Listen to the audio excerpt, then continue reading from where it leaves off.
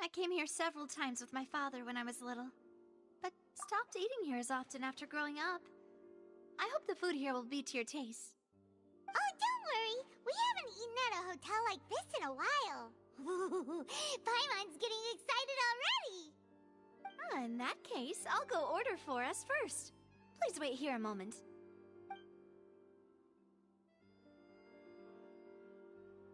Ooh, everything looks so good. People in Fontaine sure know how to enjoy life. Why, of course. Go ahead, try whatever you like. If the food's good, I'll make a group reservation for the rest of Spina di Rosula next time. And if it's not? Well, then I'll still bring everyone. Albeit with only one dish per table. You, sure have your own way of doing things. Oh, we called this a farewell meal, but we could also treat it like a victory feast, right? We did just win that case after all.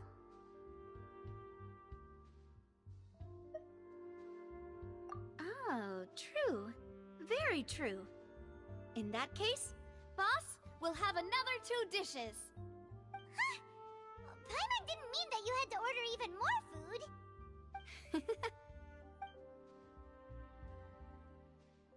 Speaking of cases, do you think that the mastermind behind the serial disappearances will get caught soon now that this has all happened?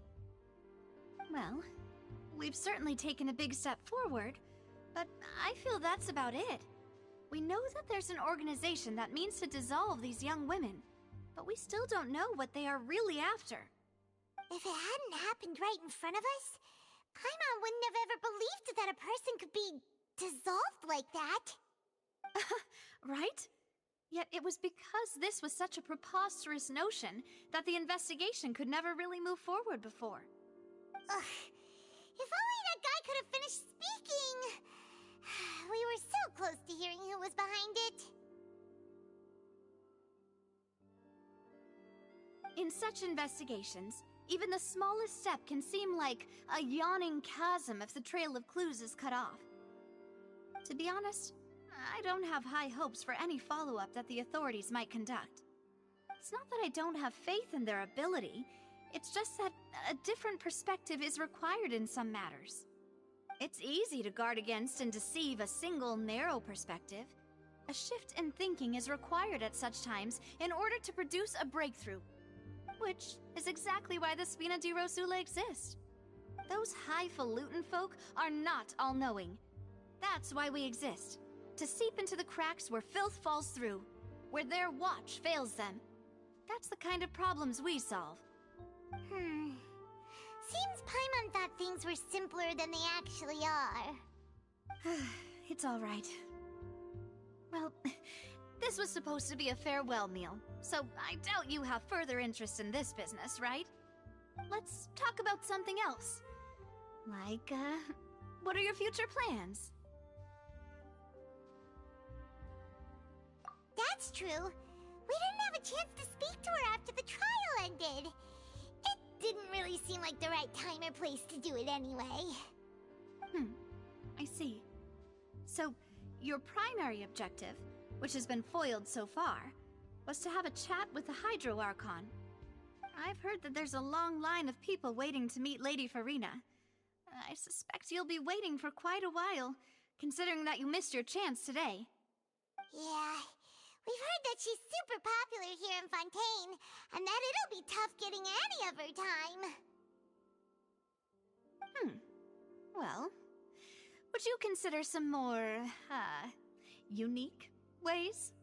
Perhaps even methods of, let's say, questionable legality?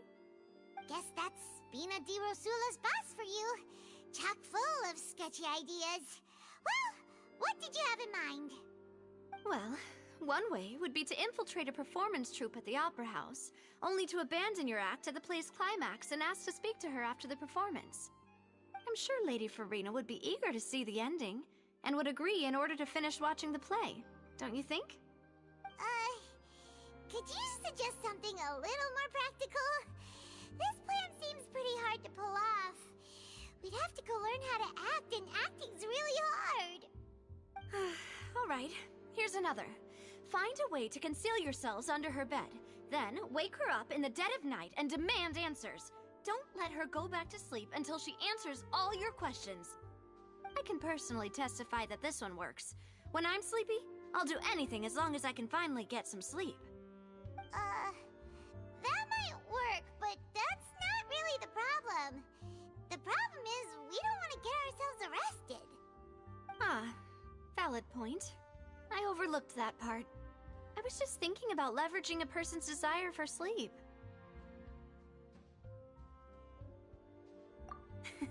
All right, no more joking around. Perhaps you could... Oh, I don't know. Cut the line when she's on a break. You did defeat her in court, clearing citizens of hers from false accusations. False accusations she had nearly upheld personally. I imagine that she feels quite ashamed about the whole thing. You mean that if we catch her while she's on a break, she might be too embarrassed to refuse? Oh, that does make some sense.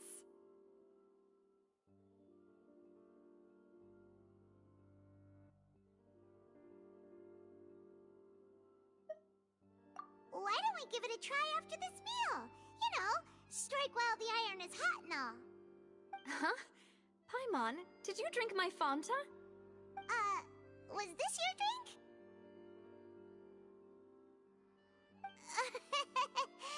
Sorry about that. Paimon wasn't really paying attention and the cup was right next to Paimon. Would you like to order another? No, it's fine. We're just about done here. Alright. Honestly, Paimon wouldn't recommend Fanta anyway. It tastes kind of salty and icky.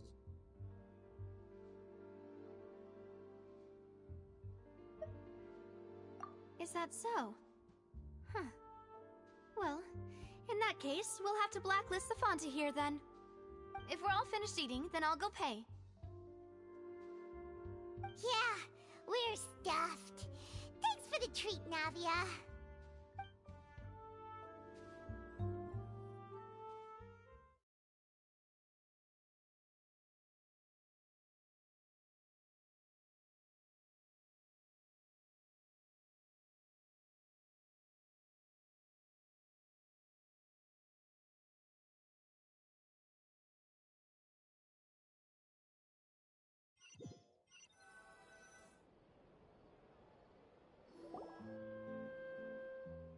Oh, so full.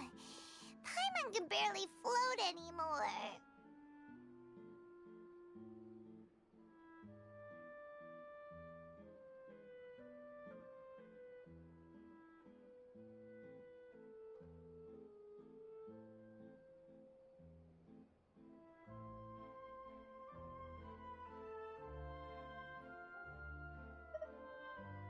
Nah, that would be so...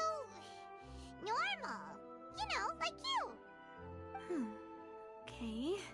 As for expenses this month, we're left with... Hey, Navia! What are you doing over there?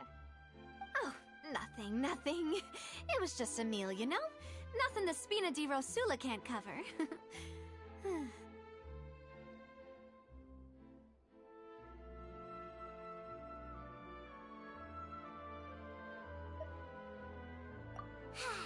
Let's get ready to try to meet the Hydro Archon again. Bye, Navia!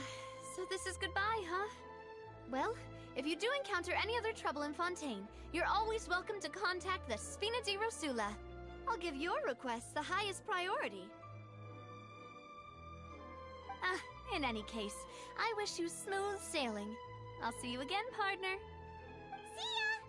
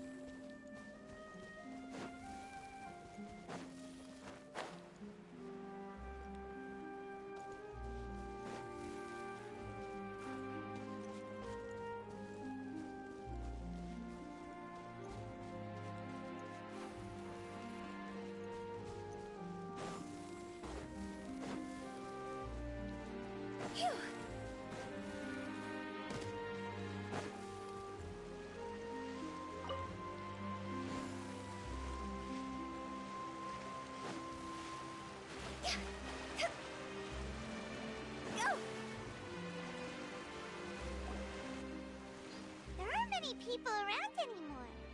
Looks like that boat we took to Araneas might have been the last one. Vache. Looks like we're back here again. Huh? Traveler? Are you hearing voices again? Ugh. That's kinda spooky. Are you sure we don't want to come back in the morning? Vache? Vache. Hey, why are you still walking towards it? There might be something nasty in the water. Huh? Hang on. Paimon can kinda hear a voice. It's calling for Vache, right? Hey, Traveler? Stop walking! Come on, wake up!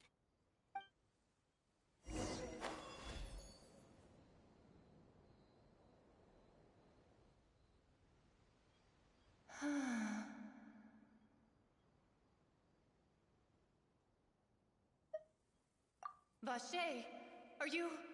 my dear Vache? No, wait. You seem to be someone else. Do you know Vache? Do you know where my love is? Wait. Who am I? I'm very sorry. I fear I do not know.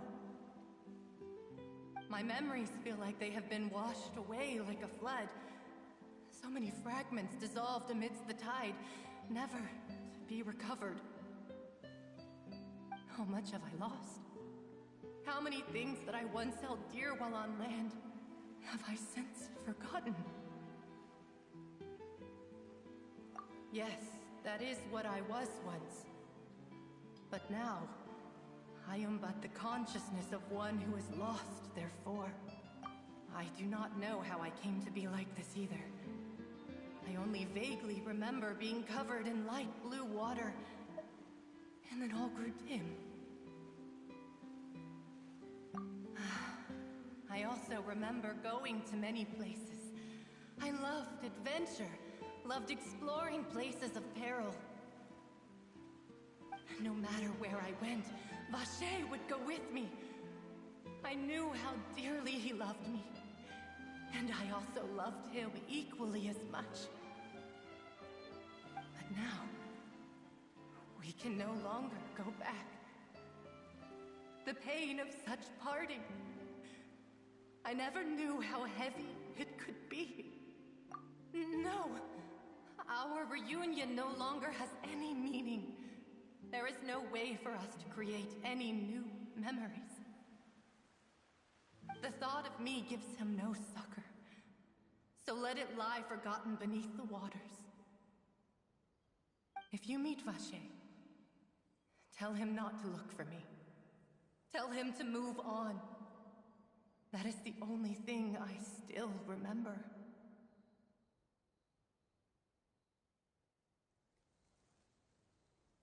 Perhaps that is so. As I was submerged in the waters, losing consciousness, I saw Vache above the surface. His eyes were filled with such sorrow, such longing. If only I could have comforted him, told him that I did not suffer. Indeed, I had felt a great warmth.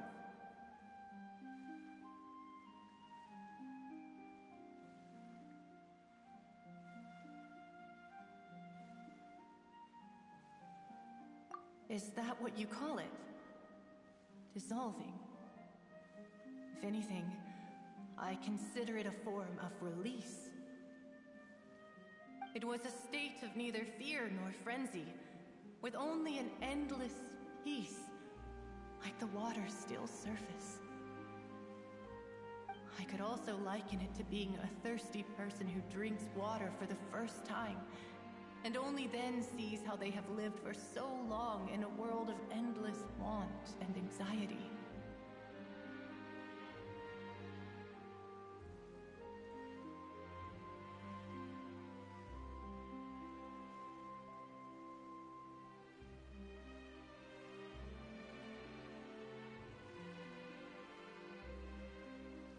I think I hear your companion. It's time for you to go, I think. Farewell, then. I am glad that you were able to sense my presence. Remember, if you see Vache, tell him not to seek me out any longer.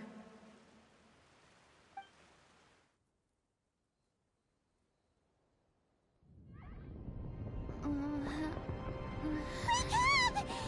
hurry!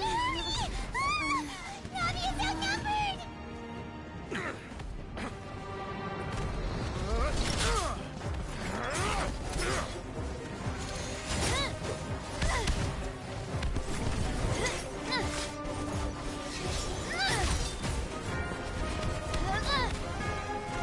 Demoiselle, look out!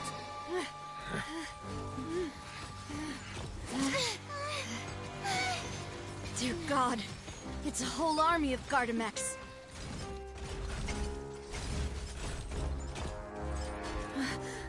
Clorand?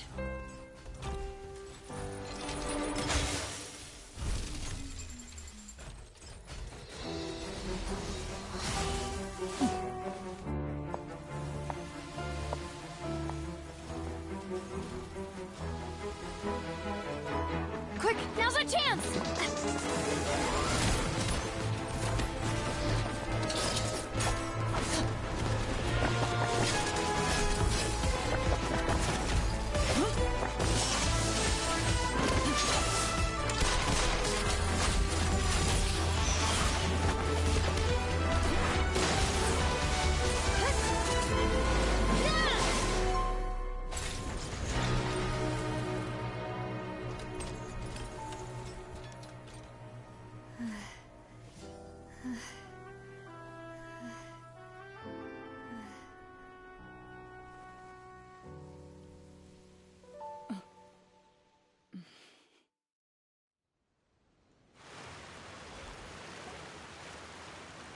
I should thank you for lending us your sword there, Clorand.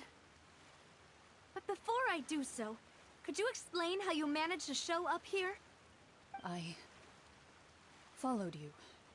It seemed to me that danger has followed you more closely as of late.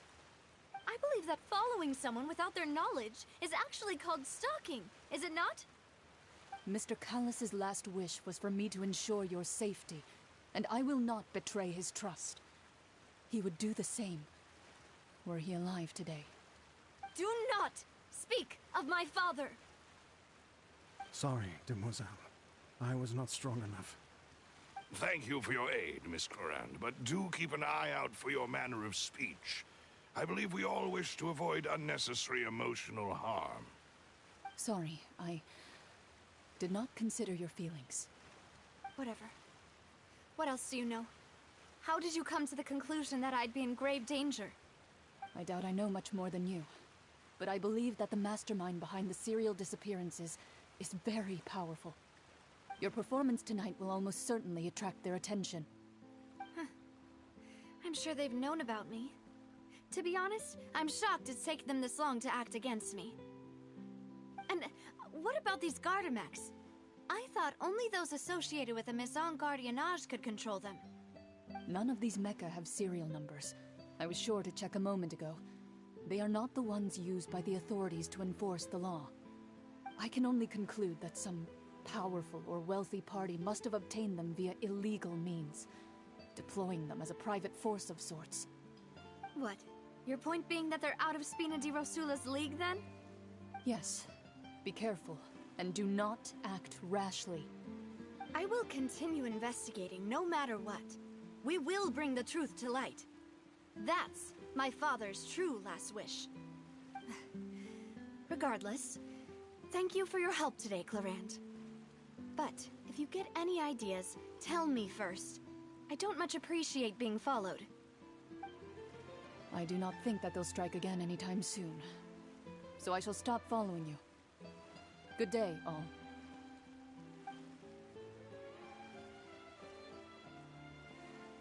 Right. I suppose that's the best news we've gotten today. Demoiselle, I believe that Miss Clorand was being sincere with you. If we tried, we could attempt to thaw relations a little. I know, I just... She's... Oh,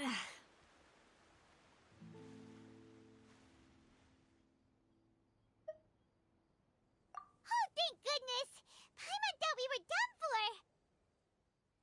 Those Gardamex came out of nowhere while you were unconscious, and Nadia and her gang saved us!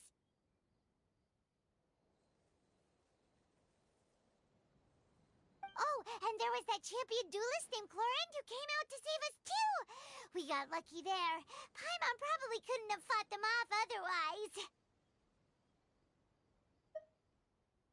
Oh, come now. Forget all that polite talk. That wasn't really a farewell meal we had back there. Not for me, anyway. In truth, I hope that every meal we have together shall be a victory feast. As such, we're still partners. There's no need to thank me. It will take 50 years for me to match Demoiselle's magnanimity. If it were me, I would have joined the Spina di Rosula on account of her goodwill long ago. All right, you two. That's enough. Actually, Navia, how did you know that we were in danger? You sure did show up in the nick of time. Well, to be honest, you're the one who tipped us off, Paimon. Huh? Really? Paimon contributed somehow? Ooh, Paimon's even more amazing than she thought! Yes, all thanks to you grabbing my drink by mistake. How did that help? After we parted ways, I was on the way back to one of our bases when I suddenly thought of what you said. That the Fanta tasted kind of salty and icky.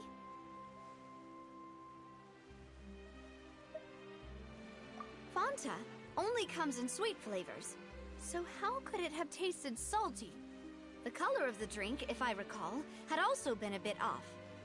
So the Fanta had been spiked with water from the primordial sea? Yes. So, if you hadn't drunk that cup for me... Spina di Rosula is preparing the grandest of awards for you as we speak for saving the boss. Huh? Really?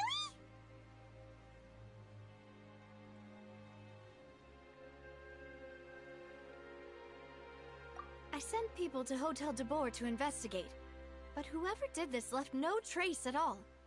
That's when I figured out that you might be in danger, and hurried here as quickly as I could. But why would they go after us too? All we did was defend Linny in court and help clear his name. Ugh, now we're caught up in this mess too, aren't we? Well, you did foil a plan that they were probably pretty proud of, and almost got their name in the process. Speaking of which, did anything strange happen when you drank the primordial seawater? Well, it can't be a coincidence that the traveler fainted just now. She said that she heard that voice calling for Vache again. Oh, and this time Paimon heard it too, but it was real faint. Does this situation have to do with the primordial seawater? Does that mean the primordial seawater raises someone's sensitivity to hydro when it's used on people who are not from Fontaine? That doesn't sound like too much of a bad thing, to be honest.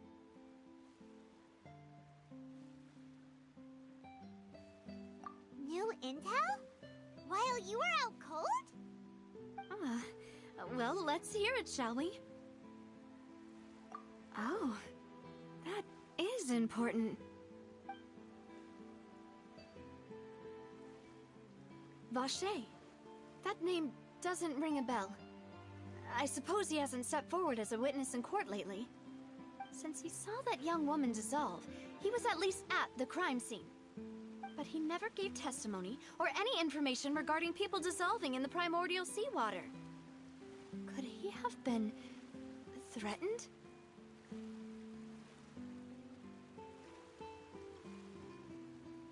Yes, thank you. This is very important information indeed. We will continue to investigate. Oh, you mean you'll help us investigate? Well, you did say that our farewell meal didn't really count. That means we're still partners, right? And besides, we're in this now whether we like it or not. You're not gonna let those people who targeted us get off the hook so easily, are you, Traveler? Demoiselle, do try not to look quite so pleased. You are the face of Spina di Rosula, after all. You talk too much. Well, in that case, let's head back to one of our bases, shall we? I'll arrange accommodations for you. We also have some plans to go over, and hopefully we can deepen our bonds as partners. But we'll take that one step at a time, I guess. Don't worry, you two. With us around, our base is definitely secure.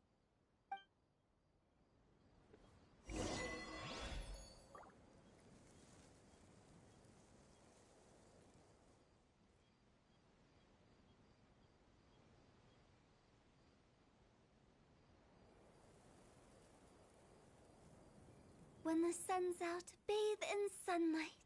But when the moon's out, bathe in moonlight.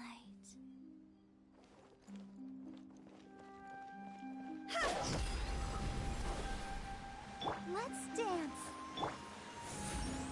Go.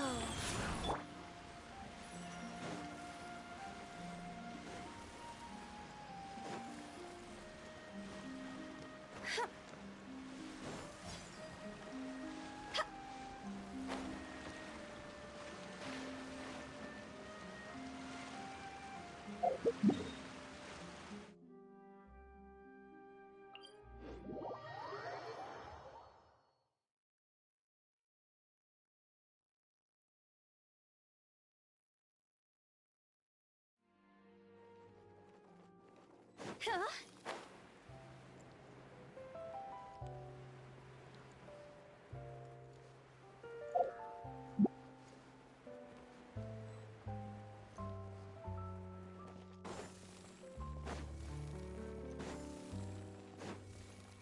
Phew.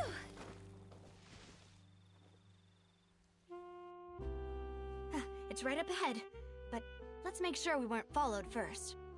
I've been keeping watch, Demoiselle. I haven't spotted anyone suspicious thus far. Very good. But let's not let our guard down for now. I shall find rooms for our respected guests. Thank you, Malus. Now, let's continue, traveler.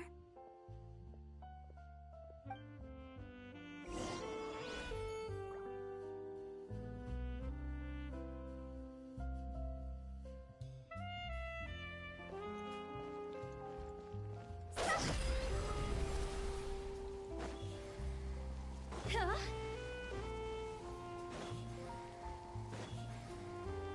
Go! Phew!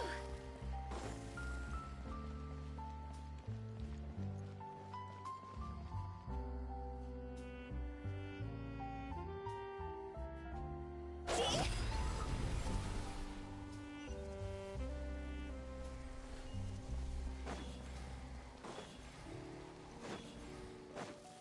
Huh?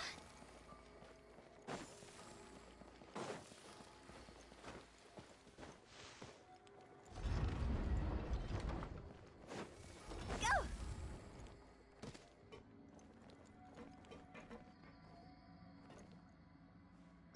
I'll protect us. La, la, la, la. Life goes on. The night is cold.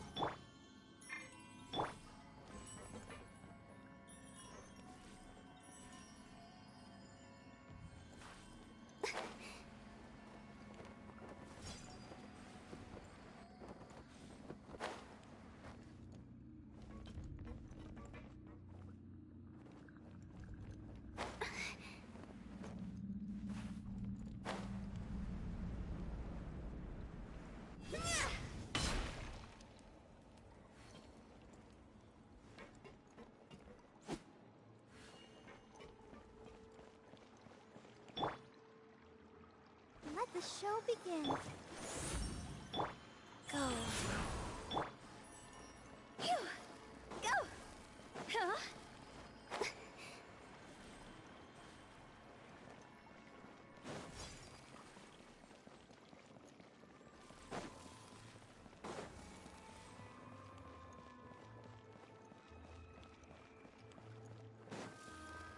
Go!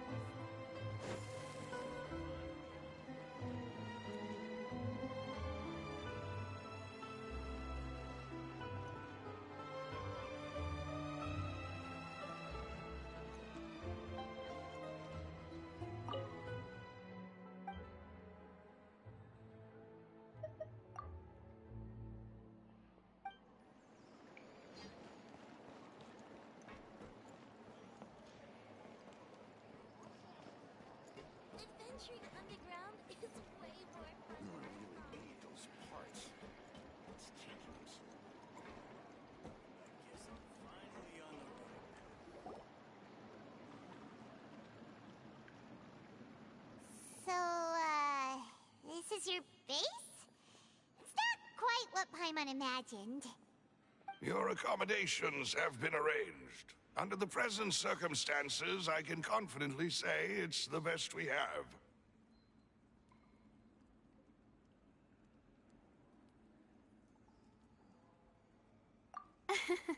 Well, our funds have been a little tight lately.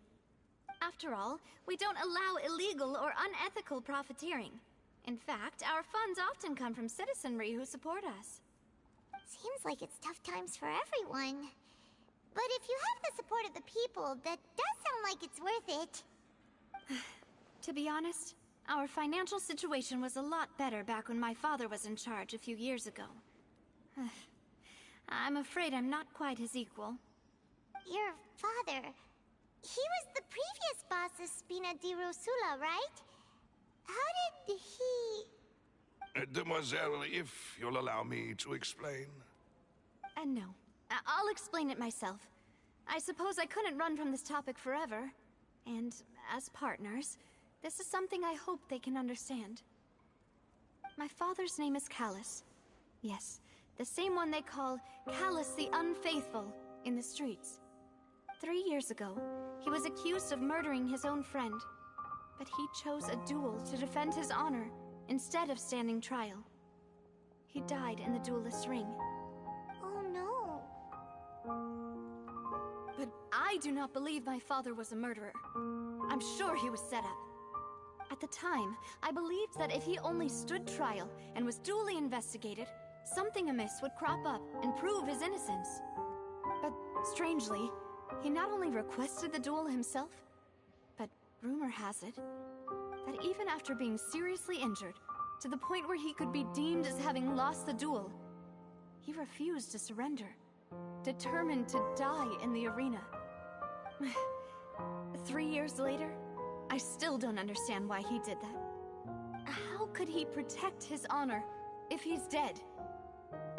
If anything, he gave up his chance to defend himself.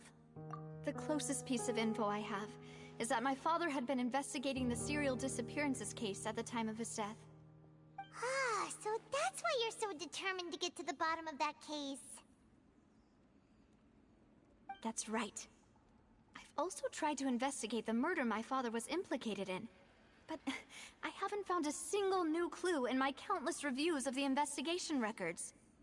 However, I believe that if the murder case is related to those behind the disappearances, they must know something. I must know what really happened. Was my father coerced? Framed? Even if he really did kill his friend, I must get to the truth. If only he'd been more open with me when he was still alive. He even hid the fact that my mother died due to complications when giving birth to me. And now, here I am investigating his death. You really are a handful, aren't you, Papa?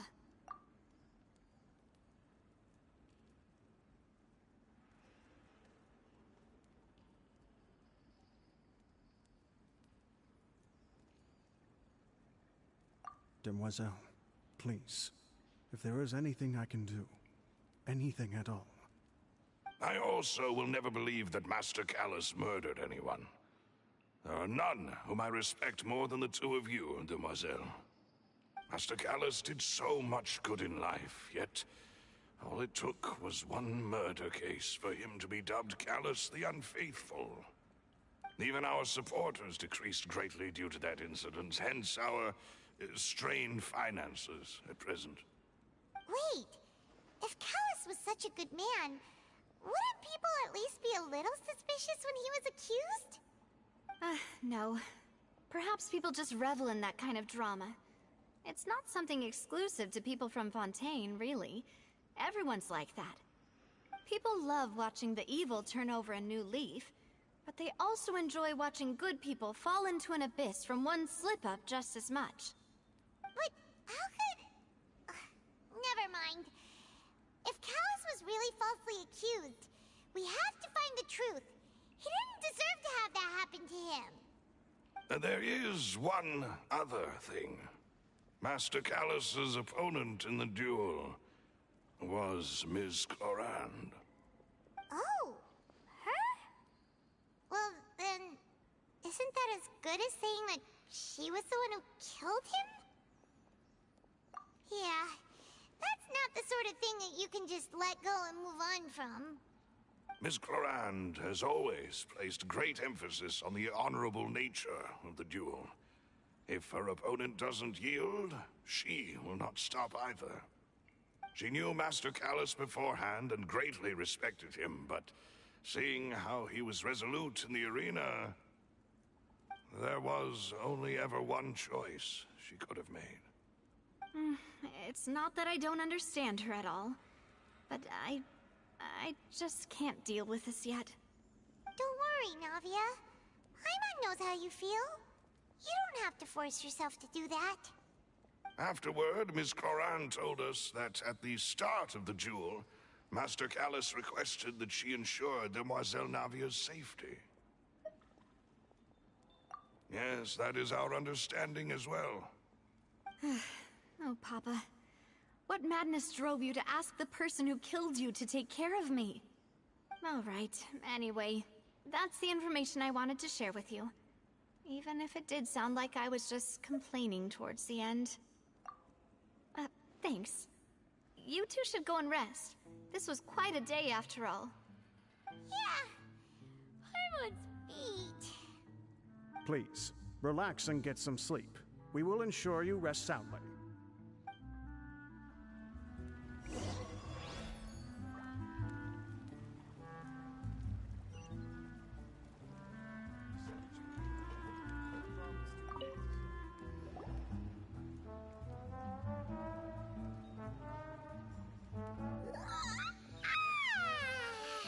Paimon slept so well. This place feels almost too safe. Huh? Navia? Where did the other two go? I sent them back to Poisson. It's Spina de Rosula's place of origin, and where we have our headquarters. There's not much for them to do here at the moment. Paimon gets the feeling that you're just trying to get them off your back. But never mind that. When did you get back? Were you waiting here the whole time? No, I just returned after going out for a while. I did some investigating yesterday regarding the name Vache. Wait, so you didn't sleep at all?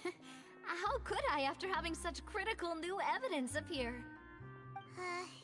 Guess Paimon wasn't speaking for everyone just now, huh? Unfortunately, this name seems to have been wiped from existence. It doesn't seem to have a match anywhere. I suspect that those behind this have already taken steps to hinder an investigation from this angle. But that does prove that this Vache person is a key witness in the incident. Does that mean we're too late, though? No. There is one ray of hope. One place in Fontaine that they would find almost impossible to threaten, no matter how much they wanted to.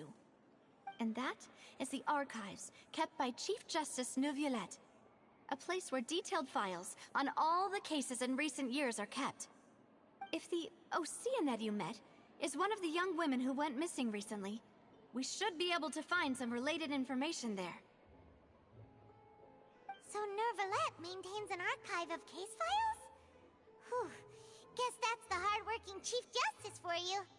In that case, let's go talk to him, shall we? Aren't you coming along, Navia? Did you get tired? No, it's nothing. Let's go see the Honorable Chief Justice.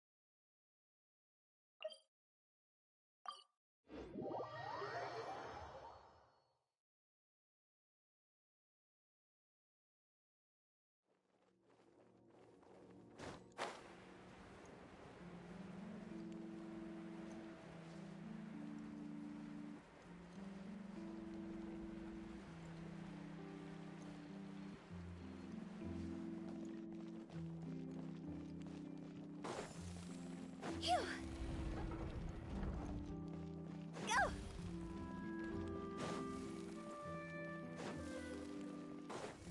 The place we're going is called the Palais Marmonia.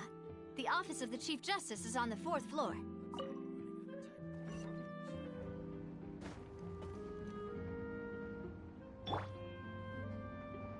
Not now.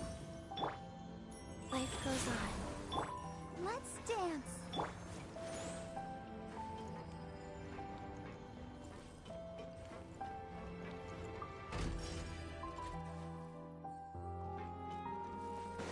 The Palais is right up ahead. Come on.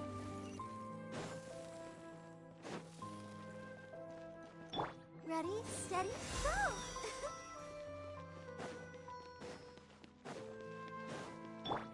Phew.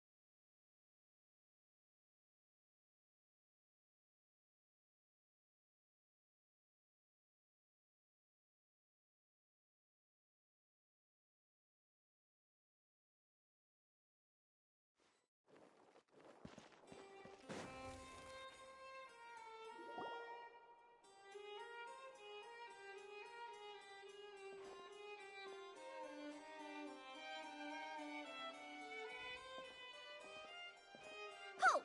Please state your business here. The Chief Justice is presently occupied with official matters. Huh. This place does look pretty heavily guarded. Guess that proves that Nervalet's files are really secure. Hey, don't you recognize us?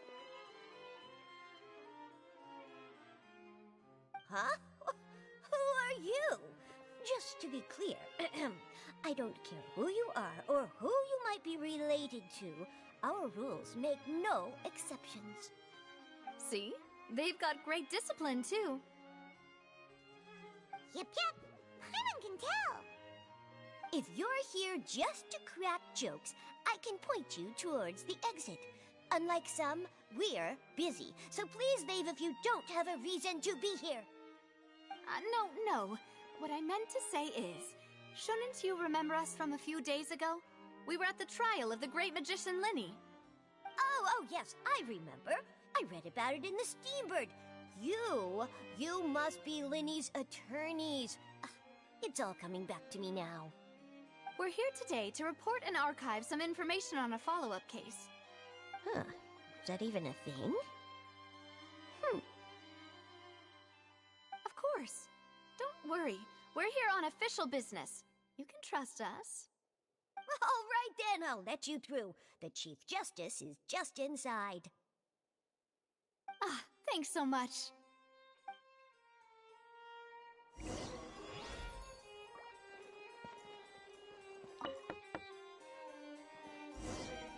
Please come in.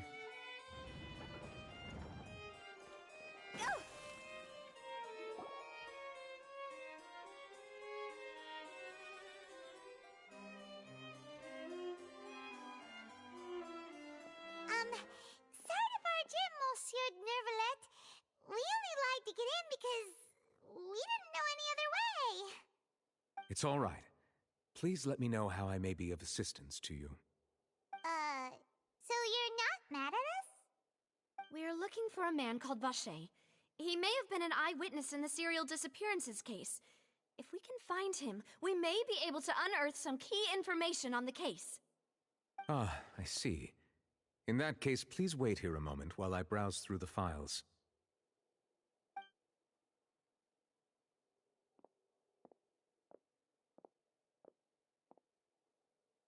Who knew that Nervalet would be so easy to talk to?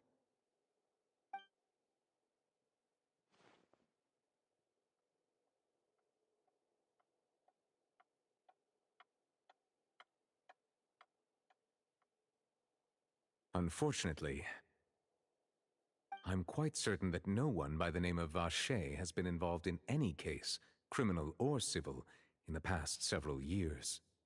There are no records of him either in the files or in my memory. Traveler, what if it was really just a dream? Is that so? All right then. Thank you so much, Monsieur Neuvillette. We'll take our leave now.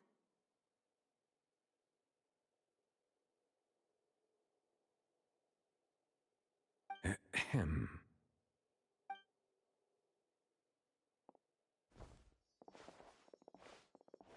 Miss Navia, I can understand how you feel. Your father, Callus, was a truly exceptional man. We deeply regret his passing.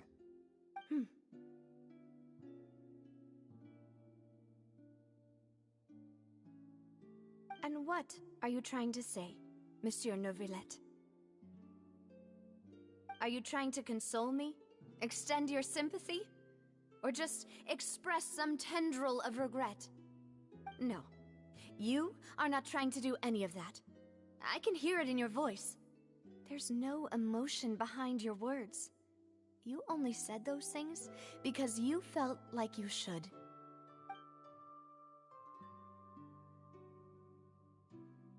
It's just like last time. After my father took his place in the duelist ring, I pushed through the guards to talk to you as a last resort. You even told me then that you thought there was something fishy with the case, yet you still allowed the duel to go ahead. In your eyes, the value of a human life is nothing compared to those cold laws you hold so dear. If you truly regret my father's death, then why didn't you call a stop to the duel? Why didn't you give me the power to stop him from throwing his life away? Why did you just let him die, despised and hated by all? Everything was hanging on a thread at that moment. Just the tiniest effort could have changed everything. There are still so many things I never got to tell him. So many questions he still owes me answers to. If you really have no heart, then just look me in the eyes. I, Navia, will show you the true meaning of regret.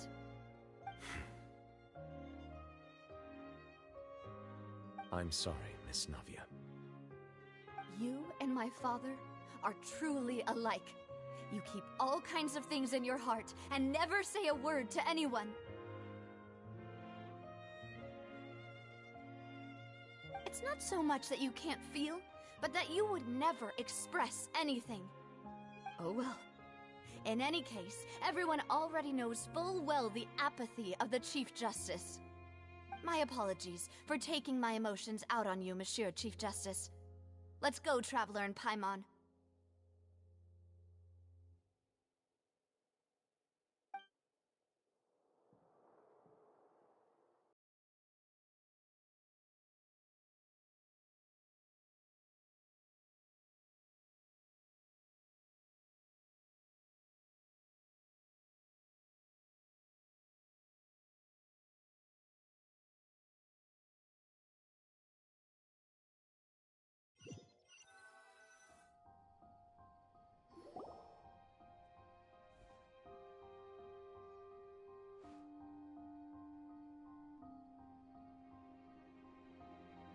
Navia, are you okay? I'm fine. Rain. It's raining. You're right. Wasn't it still sunny when we went into the building? And there shouldn't be any active trials today. How strange. Now that I think of it, on the day my father was convicted of murder, it was also raining. What is it? Did you think of something?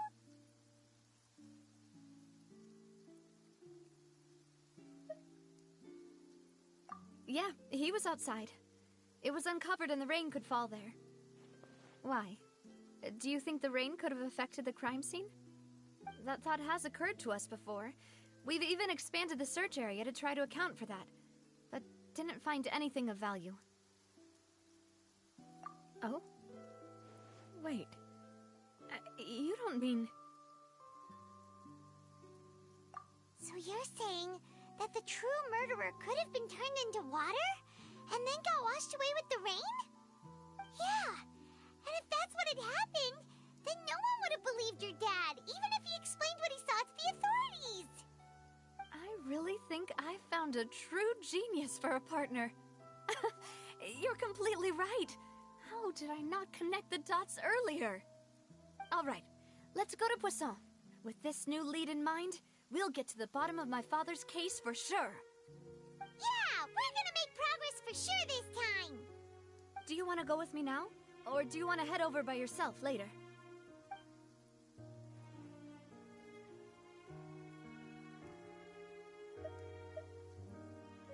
Great. Let's go then.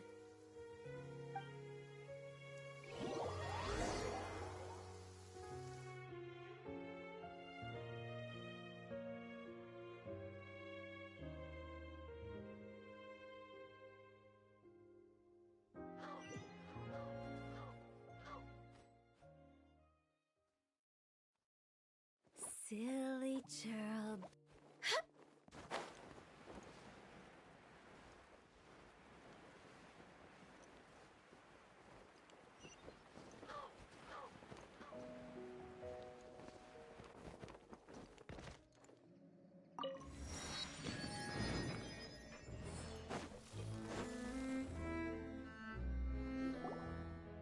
Whoa, what a huge ship! Why would a ship be anchored at a place like this? There's no need to be so surprised. While it may look like a ship, it's actually Spina di Rosula's headquarters. My father was the one who asked for it to be built like this. Perhaps our taste in exterior design is the only thing we occasionally had in common. A gigantic and glamorous ship embodies discovery, opportunity, ambition, and conquest. It symbolizes Spina di Rosula's bright and limitless future. And Paimon thought you were bluffing when you said Spina di Rosula had a glorious past. Paimon was confused why a group with such a history would live in the sewers. But now that Paimon has seen this ship for herself, she's been convinced. Well, Poisson is where Spina di Rosula began, after all. It's our main base, our home.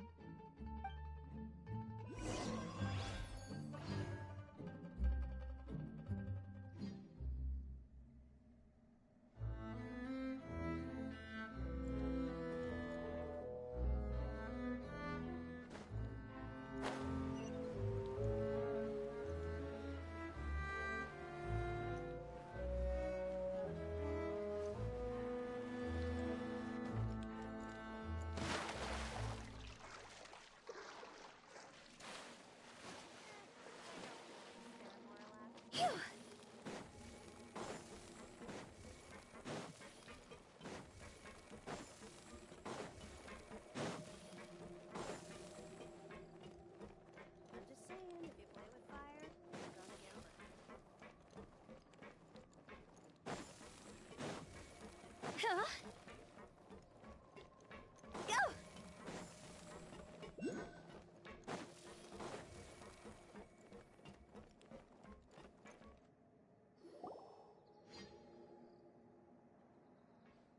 Maloose, we're back! Apologies for the wait, demoiselle, and our most important partners. You said before that you still had some business at the court. What brings you back to Poisson so quickly? About that. It's because my partner here reminded me of something really important. You see, what if my father's case had something to do with water from the primordial sea? You still remember, right, Maloose? On that night, it was raining? Yes, the case was quite similar to that of Mr. Linney's. Both were what you'd call impossible murders.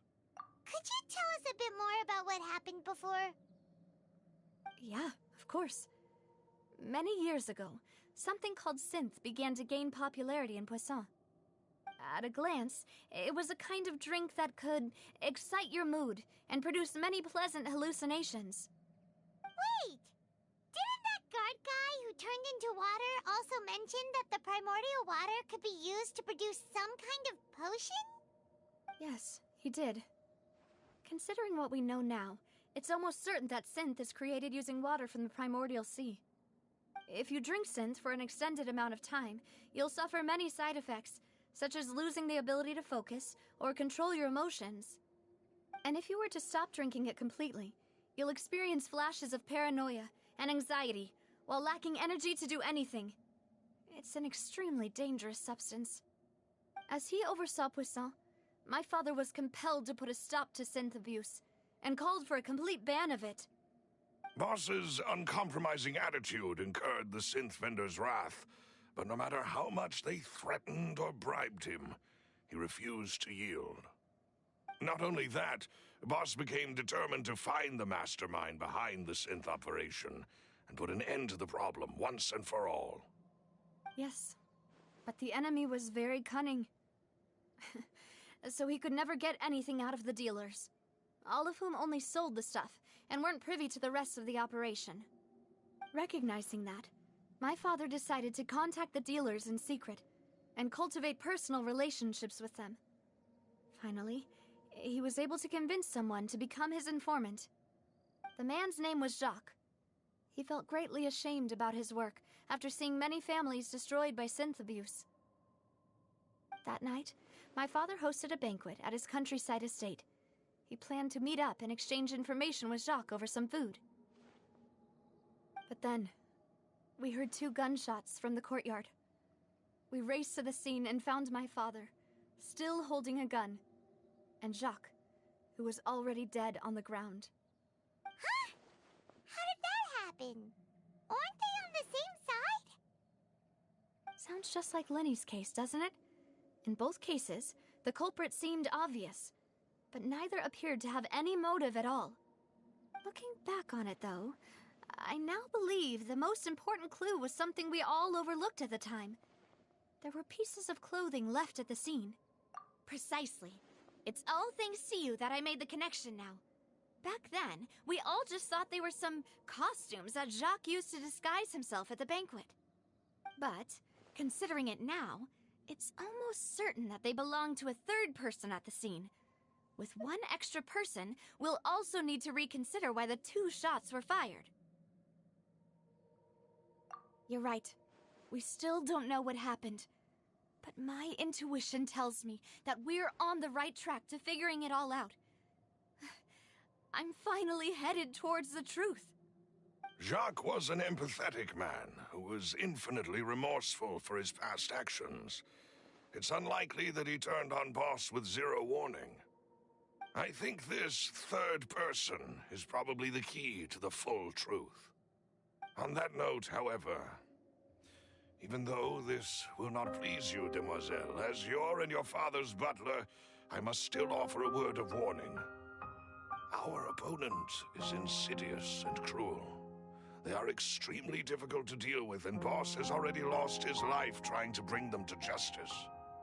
Even though Spina de Rosula has lost most of its former glory, Poisson has welcomed a new time of peace, and we have been allowed to live out our lives. There is no need to follow your father's path. It would be both wise and in line with Boss's wishes to step back and give up on the case. If that's indeed what he wished for, then he should have told me that himself. Was I not the closest person to him? And yet, I was the one most kept in the dark. What was the point of him dying without sharing any of the secrets he knew? Did he manage to protect anything in the end? Synth is still here. Callus the Unfaithful is still his epithet. And Spina di Rosula is barely getting by. Nothing has changed. Did he think I'd just accept his meaningless death and live out my life just as meaninglessly?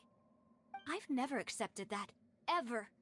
Not since that day, and certainly not now. I want to find out the real answer for everyone's sake. For the missing girls, for the victims, and for myself. Navia. This is indeed the best moment to act. Your partner appears to be quite reliable, and more importantly, Demoiselle, I think you're also ready to take this on. So you do know something else, Malus. Yes, I do. In fact, even before that banquet, Boss already knew of the connection between Synth and the serial disappearances case.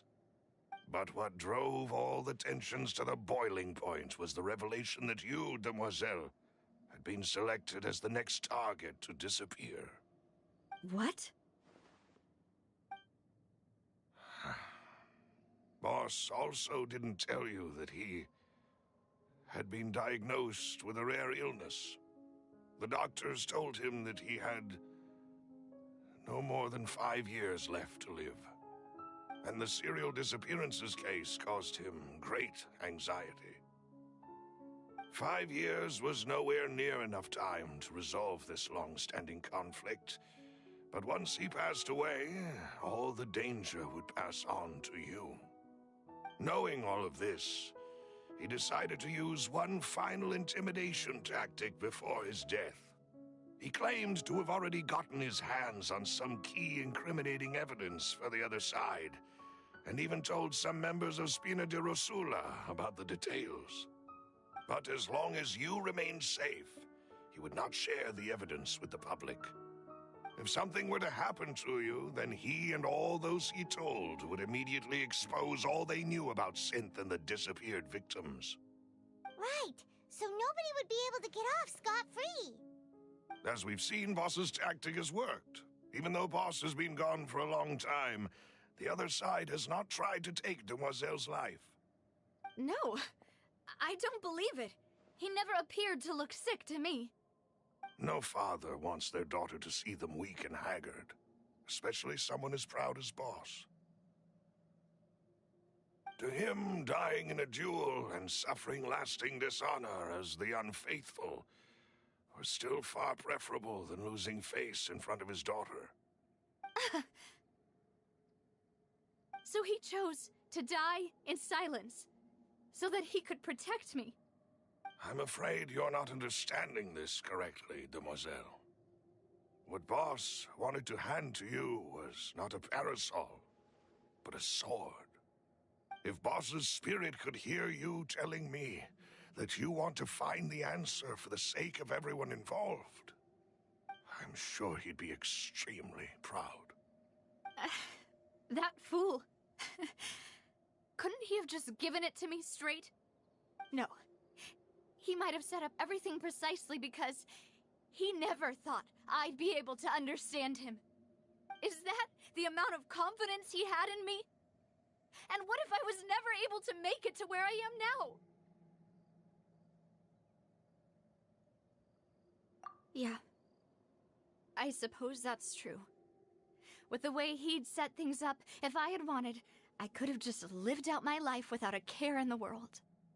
But thankfully, he rarely talked to me about complex matters, and thus understood little of me as a person. In this case, he really didn't need to give me an easy way out. Malus, what was the key evidence that he shared with you? It's the location where Synth is produced. Essentially, it's the enemy's headquarters. When he was threatening the enemy, Boss didn't share the specifics of the incriminating evidence he found.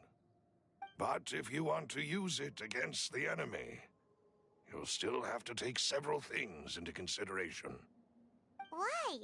If we know where the place is, can't we just go storming in? You mustn't forget that we're fighting against a mysterious and dangerous organization that's been in operation for decades. There's no telling what might be lying in wait at their headquarters. We also have no idea what kind of evidence we may be able to find inside, nor what people we may be able to capture. But a single visit to their headquarters would be tantamount to a formal declaration of war. The worst case would be that we leave empty-handed, but also open ourselves up to full retaliation. Then, in that case, why not work with the Fontaine authorities? Well, you saw one of them dissolve during Mr. Linney's case. We have no idea just how thoroughly they may have been infiltrated. Huh. That's true. Seems my father really had no choice. But things are different now. It should be a lot easier to prove the other side's guilt, now that we've connected Synth with the disappearances case. You sound like you've put a lot of thought into this, Malus. I am the butler, after all. I live but to serve the boss and Demoiselle's will.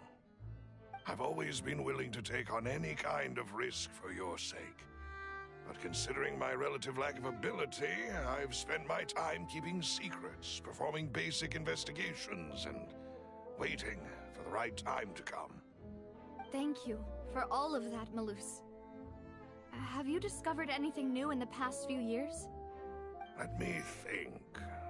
One conclusion I came to was that the enemy must be quite familiar with Spina di Rosula, or at least have an informant planted here. When I announced orders to the organization's members on Demoiselle's behalf, I used to deliberately keep a few people in the dark and observe the reactions of the synth vendors. If the vendors didn't change their plans, then the individuals informed of our orders must be innocent. If the vendors packed up and fled, however, then someone must have given them the news. After several rounds of testing and investigative tracing, I've narrowed the suspect list down to 3 people. The first is Florent, Spina di Rosula's senior advisor. Huh? Florent? Yes, surprising, isn't it? He was one of the people Boss trusted the most, which also means that he was someone who understood Boss really well. Thanks to his position within Boss's innermost circle, he always knew our upcoming plans and could thus avoid capture this whole time. There's someone else like him too. Marcel, the head of Confrérie of Cabrières. Uncle Marcel. It's a guild in Poisson. Boss helped it to grow to its current size and prominence. In the beginning, they were only reselling some daily goods, but now they're one of the richest guilds around, with a lot of business connections in the city. So, they're like a sister organization of Spina di Rosula? Yes, you can say that. When we were fighting against the synth dealers, they provided us with plenty of support. It's a bit difficult to imagine someone using their own money to hunt down themselves. The final suspect is Thierry, the man responsible for coordinating information between Spina di Rosula and the guards. Although the guards mostly leave us to our own devices, there are still many activities we have to report to the local authorities. Since Thierry is always in the know about our current activities, he could theoretically always plan one step ahead. I see. These are all people who I communicate with quite regularly. To think that the enemy we've been fighting against has been right next to me all along, among those I trust the most. It's almost too hard to believe.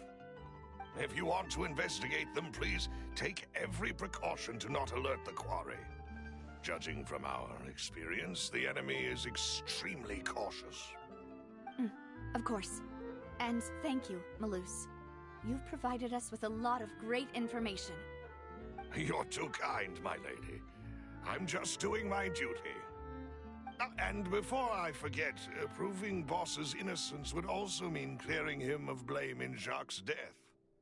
After that incident, Jacques' wife and daughter were taken into the Spina's care. They still live in Poisson today. If it might help, you could also pay them a visit. I can make the necessary arrangements. Oh, thank you so much, Malus. You really are the best. A new case awaits, my dear partner.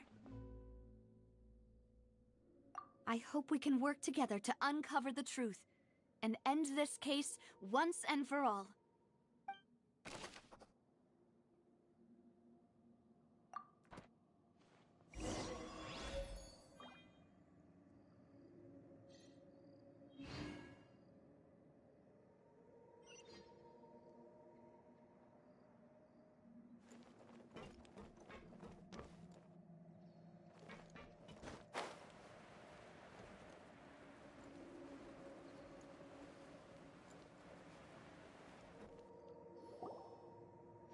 It is settled, then. Please excuse me, and enjoy your conversation at your leisure.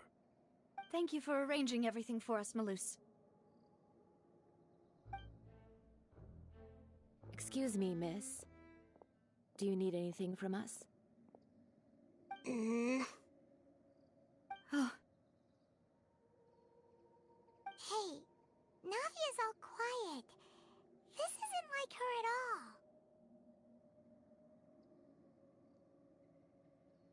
I'm sorry that I only came to visit after all this time. After what happened, I didn't know how I was supposed to face the two of you. Ah, if it's about that, there's no need to apologize. After my husband died, Spina di Rosula sent us a lot of mora and support. I understood your guilt and apology to be genuine. But aren't all of those things nothing compared to the loss of Jacques? I can understand the kind of pain that comes with losing a father so needlessly. You don't understand at all.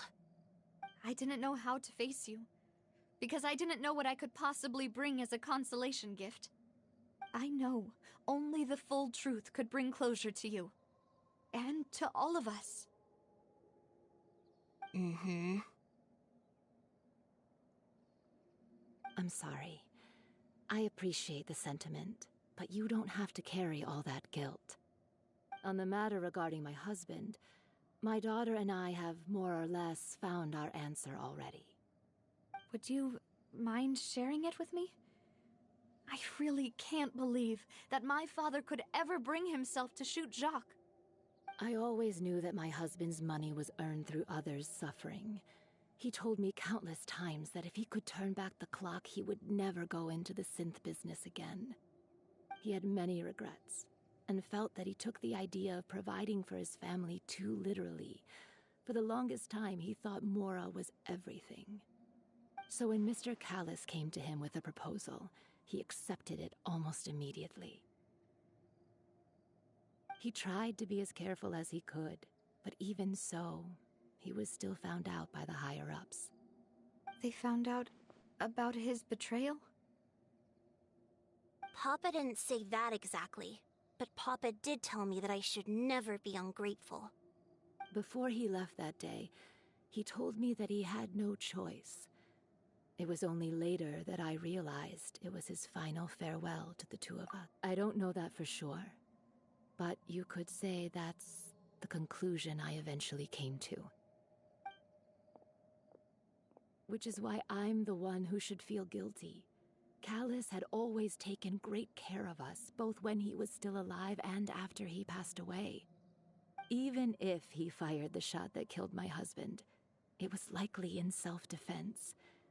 It is impossible for me to hate him for what he had done. But Mama, why is Papa still the bad guy if he did the right thing? Papa always wanted to be a good man, so why did he have to do a bad thing in the end? Well, things aren't always as they seem. You still feel like your papa was a good man, right? Yeah, Papa was a really good man. The best in the whole world. Then you should hold on to that. If a good man had to do a bad thing, then he must have had his reasons. Regardless of whether he left you a parasol or a sword. He must have done so to give you a better life. Oh. Thank you for everything you've told me. I will definitely find the truth. The current state of things is not something I'm willing to just sit back and accept. Thank you. I'm very grateful to hear this from you. Even though your personality is quite different from your father's, your determination when you speak is really similar. You really think so? That's the first time anyone said that to me.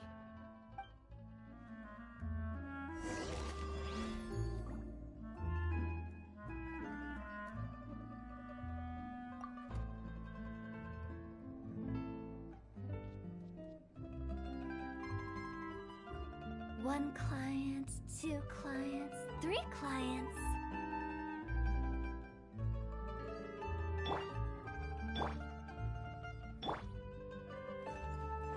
Are you okay, Navia? I'm fine. Don't worry. Let's investigate the 3 suspects next. Laurent should be nearby, and we should be able to find Thierry and Uncle Marcel in the city. I'll get myself together on the way. Greetings, boss. How may I be of assistance today? I'm sure you've heard about what happened at the Opera House? Someone got turned into water right in front of us. Yeah, I've heard. With something that dramatic, I'm sure journalists will milk it for all it's worth. And it'll be all the talk for the next several weeks. It also reminded me, on the day that the incident happened with my father, it was raining outside, and we found some clothes left at the scene. After my partner here put the dots together for me, I feel like we should try to reopen his case. Can you do me a favor and try to recall what happened that night? Let me think. Mr. Callus was feeling pretty upbeat that day, so he was drinking and bantering away with us at the table. After that, he told us that he wanted to go get some fresh air, so we let him go without thinking much of it. Who knew that we would hear 2 gunshots ring out right after? My first reaction was that Mr. Callus's life was in danger, so I grabbed my holster and made a mad dash toward the scene. But when I got there, it was already too late. Mr. Callus was standing over a dead body with a gun in his hands. All we could do was look back and forth at each other, not knowing what to say. So you also remember 2 gunshots then? Indeed. The guards said that the first shot didn't hit anyone, while the second killed Jacques. But I've never really bought that explanation. Reason being, Mr. Callus had left his gun on the table. I even made sure to confirm that before running to the scene. But according to the guards, that doesn't mean he couldn't have had other guns on his person. About the clothes left at the scene that you mentioned, do you think there was a 3rd person there who was turned into water? At least from our perspective, my father had no reason to kill, so he would also have no reason to bring an extra gun with him. The gun he was holding probably belonged to Jacques, or a 3rd person on the scene. Yeah, that makes a lot of sense. So you're saying Mr. Callus ended up with the gun because he seized it from one of the other guys? But hold on. If that's what had happened, then why didn't he share the truth with any of us? He didn't even want to face the Oratrice machine, and chose instead to prove his honor in a duel. Did he lose all faith in the courts after seeing someone dissolve right in front of his eyes? About that, Malus told me a thing or two, so I think I can understand why he committed to the duel. I'll tell you everything once the whole truth has been revealed. I understand. Then I'll leave Mr. Callus's honor in your hands, boss. And if I may just say one more thing. The whole Callus the Unfaithful epithet has been a thorn in my side since the day it was invented. Many people have laughed at me for still calling him Mr. Callus, even after so many years have passed. But it was Mr. Callus's trust that allowed me to rise through the ranks of Spina di Rosula and live the life I lead today. No matter what others might say, he'll always be the man I respect the most. And he'll always be my boss. Don't worry. I will definitely find the truth. You and all our other comrades at the Spina deserve to know the truth as well. We gotta invest a lot before we can start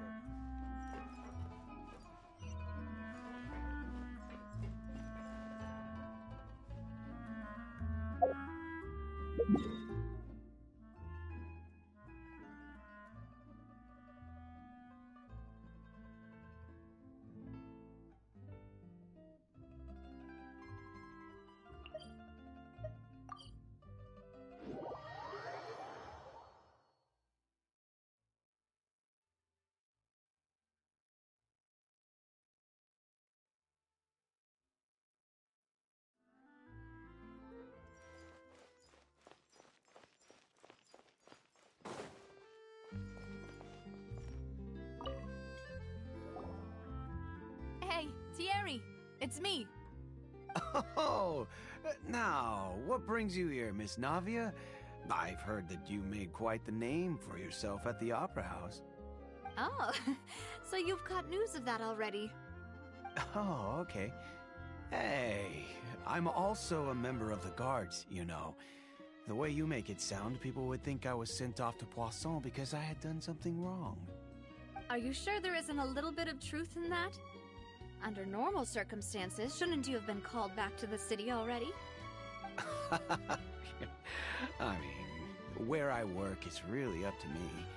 Let's just say I enjoy the ambiance of Poisson. Callus did a fantastic job running the town, building Spina di Rosula from the ground up and clearing many obstructions in my way.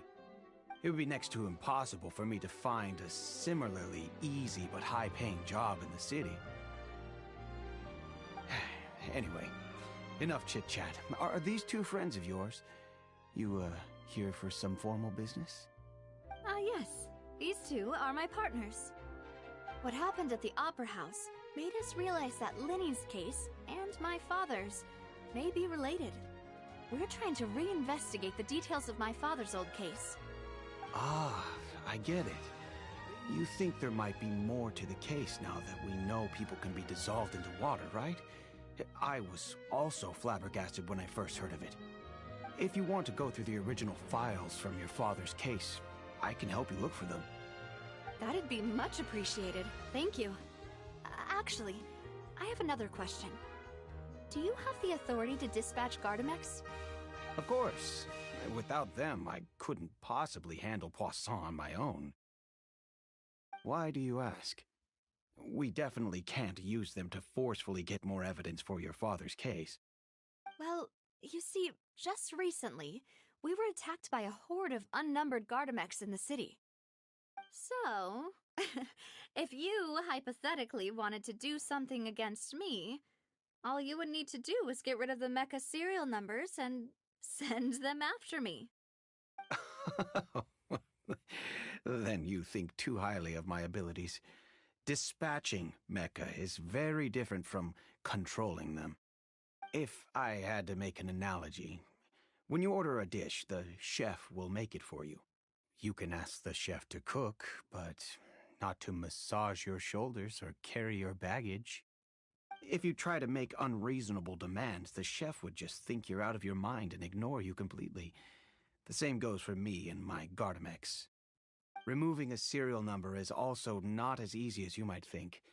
There are a lot of complex steps to it, and it's almost impossible to keep it a secret. So I can promise you, those mecha were definitely private units. They're certainly not cheap, so whoever their owner is must be super rich, powerful, or both. Now that you mention it, though, being in the synth business would definitely be profitable enough to afford this. Oh, then you're officially in the clear, Thierry.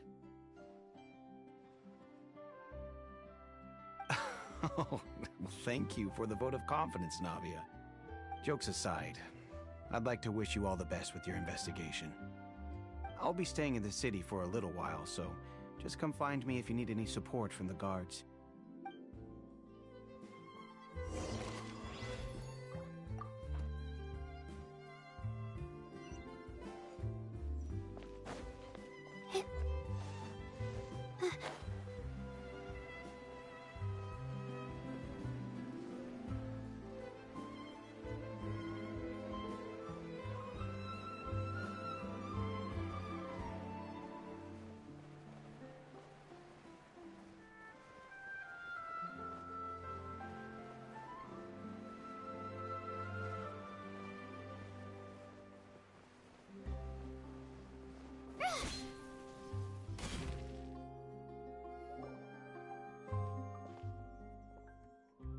Hello. How may I help you? I'm here to see Marcel. Could you please let him know? You can just say Navia's looking for him. Sure. I will let him know right away.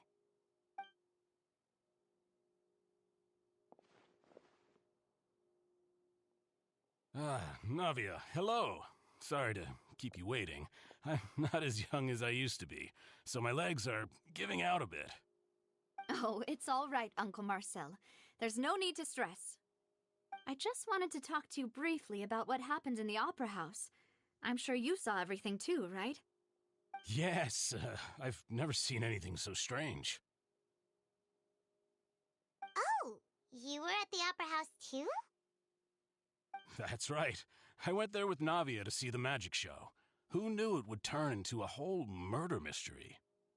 I also witnessed your marvelous sleuthing work. Quite impressive. To beat the Hydro Archon at her own game on her own turf, I can already imagine everyone in Fontaine discussing your exploits over a few glasses of wine. Oh, Paimon doesn't want to become the talk of drunkards. Apologies. It's just how Fontaine is as a nation. Everyone loves drama and theatrics. Uncle Marcel, you've also noticed that other thing, right? The fact that humans can dissolve in water?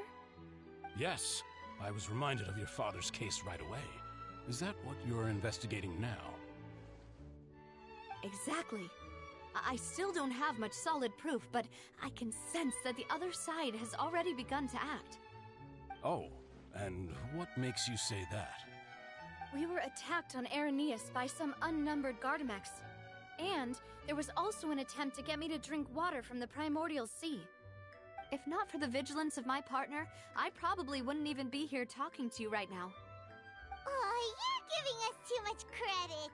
Wasn't it you who protected us? Alas, it seems things are heating up again.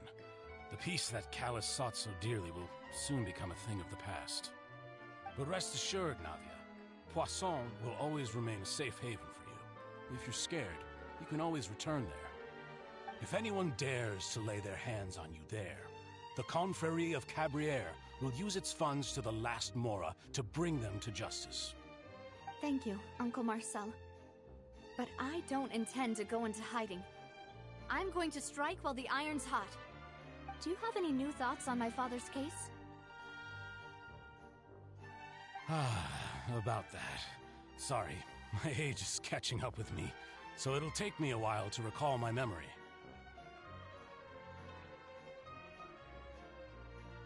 The Confrérie was responsible for that banquet, so I was out and about the whole time making sure things were running smoothly. I didn't even have the time to drink with the guests. Then I heard the sound of a gunshot, and the rest was history. Oh, it's okay. No need to push yourself. We'll ask around some more, see if there are any valuable clues elsewhere. Sounds good. Just let me know if you ever need Mora. All my wealth comes from Callus's patronage and support. I'll spend however much it takes to clear his name.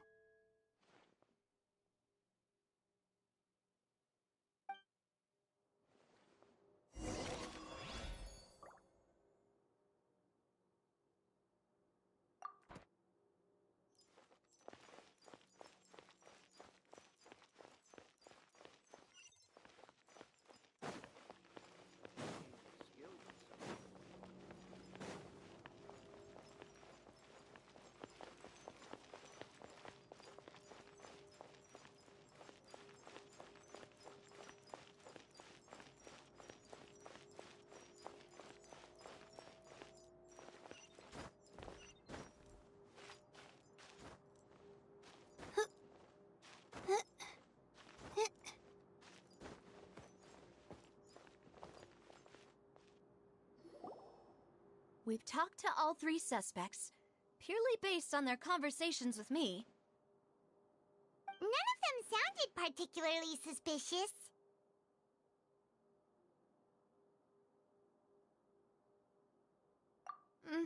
I suppose that's to be expected, though.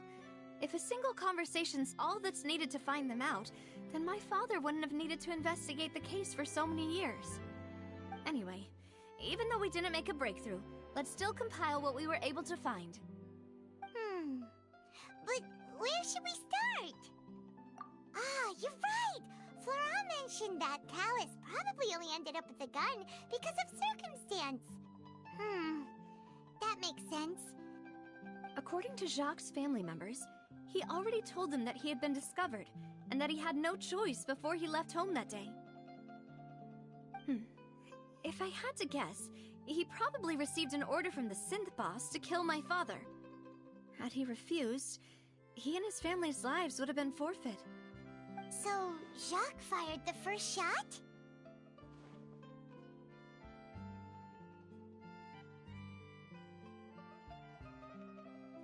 Oh? And why is that?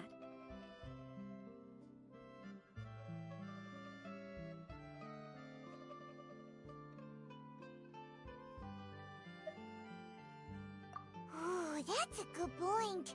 Jacques probably already knew that he was just being used as a tool for murder. And once he had completed his mission, he'd be of no more use to his boss. Huh.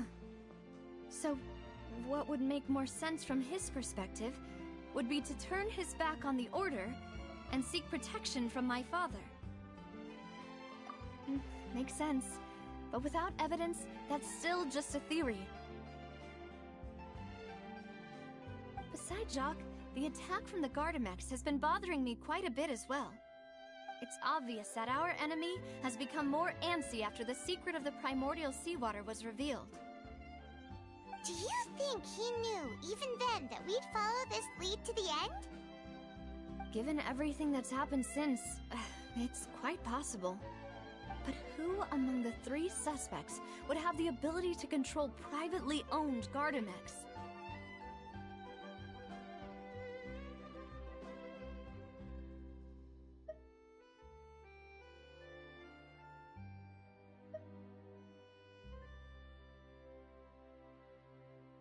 Uncle Marcel? My father did really trust him. And they worked together on a large number of projects. Maybe that's how he got to know Jacques. And with funds from the Confrérie, he could also afford a large number of Gardamex.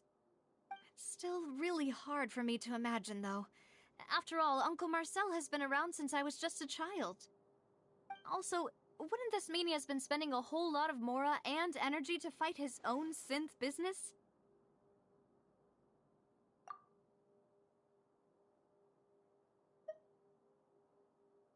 Thierry, you say? Huh. It is possible that he's figured out a way to convert the Gardamex for personal use. But I didn't feel like he was lying when he was talking to us about the mecha. I also don't think he'd be able to keep that kind of tampering under wraps. Yeah, had he actually tampered with the mecha, we'd be able to prove it with a simple check of the guard's inventory. If the mecha were taken from the guards, it should be pretty easy to find out when and how that happened.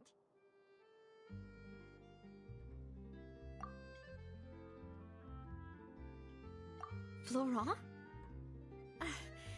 It is true that he was closest to my father, and thus had the best chance of learning about his dealings with Jacques. But as Spina di Rosula's advisor, his work mostly deals with personnel and security, so he shouldn't have much means when it comes to finances. So you're saying he's too broke to afford a mecha army? Exactly. He can't. And even if he could, I don't think he would be able to dispatch a whole group so quickly. Who could it be?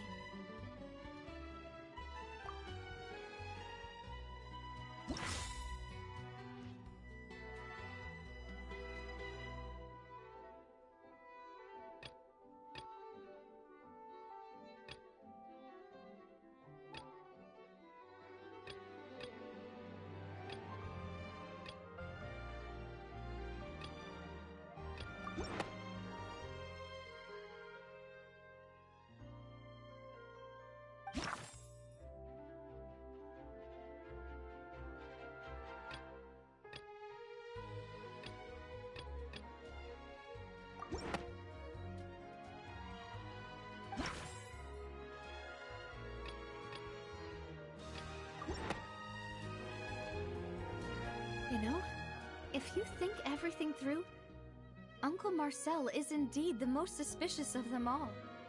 Could we be missing other suspects? Malus didn't know about the people turning into water thing when he narrowed it down to these 3, did he? Malus has always been very reliable, and his judgment of others' trustworthiness has been fair and well considered. When he laid out his case for the three, the rationale he gave me made a lot of sense as well. The suspect is knowledgeable about the Spina's internal affairs, has the means to dispatch Mecha to assassinate us, and possesses significant intellect and foresight. Even if I don't want to believe it, I'm starting to see how things could all tie back to Uncle Marcel. Well, we still have another trump card on top of all the theorizing and speculating. Yes, Malus did say that charging straight in there would be extremely risky, but we don't have any other options right now. We need far more solid proof before we can hope to go charging in on our enemy. Navia, here you are. Oh, I've been looking for you. Huh? Aren't you the guy from the guards? Did something happen? Yeah. News came from Irenaeus just after you left. We've got another trial on our hands. Wasn't that place built specifically for holding trials? What's so newsworthy about this one? I know. But they said the person they're putting on trial is a Fatui harbinger called Tartaglia. What? Is that someone you know? Yeah, we know him. Maybe even a little too well. Well, he's been accused of being the true culprit behind the serial disappearances case. It's absurd, don't you think? Wait, how? None of our investigations have had anything to do with him. That's what I thought was strange about it, so I came to tell you the news right away. If the charge against him stands, then it'll be next to impossible to get the guards to support any of our planned investigations. Right, because they'll think they've already found the culprit. Yeah, and it'll be a lot harder then to clear Mr. Callus's name. I understand. Well, partner, what do you think we should do? We still haven't found any conclusive evidence.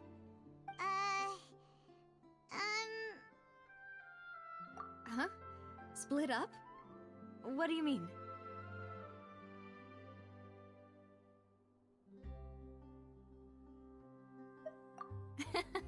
Just as expected of my partner. Since this is a trial about the serial disappearances case, the culprit's attention will be focused on Irenaeus, leaving his home base wide open. You're right. This is our best opportunity. All right then, let's do this. I'll stall them at the Opera House and charge Marcel as the true culprit. I won't have any chance of making that charge stick, though, unless we find more evidence. It'll be up to you to make it back in time and hand the decisive evidence to me. We'll help you, just like you helped us in Linny's trial. Demoiselle, please allow us to accompany you. I'm ready. Ah, Malus, Silver. When did you two get here? We heard that you'll be leaving Poisson and figured that you might require our assistance. It's our hope that your confidence will be bolstered with the two of us by your side. Thank you so much. Then, let's make haste for Irenaeus. Paimon, Traveler, I'll see you at the Opera House. See you then!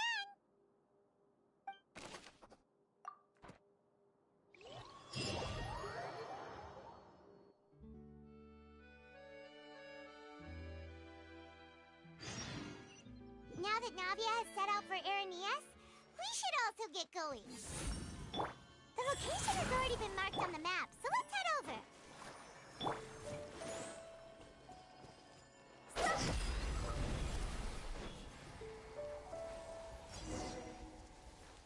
Huh. According to Malus's info, the synth production base is underwater. Let's go and try to find the entrance.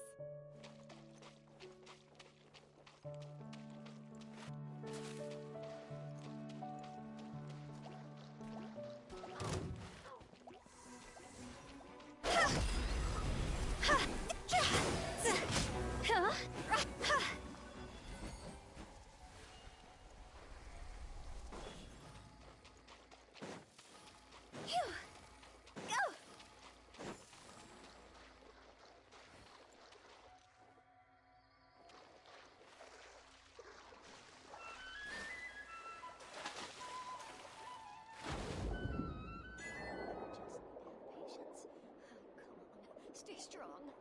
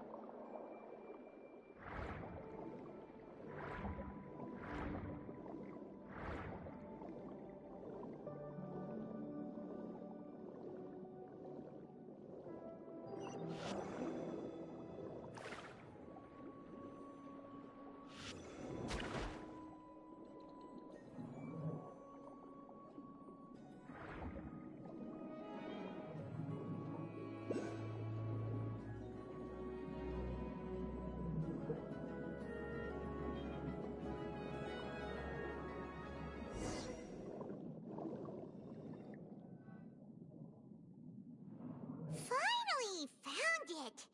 Huh. So this is the entrance that leads to the synth production base. It sure doesn't seem out of the ordinary at all. Ah, you're right. An important place like this is bound to have a ton of protective measures and mechanisms. Navia's probably arguing up a storm right now to stall for us.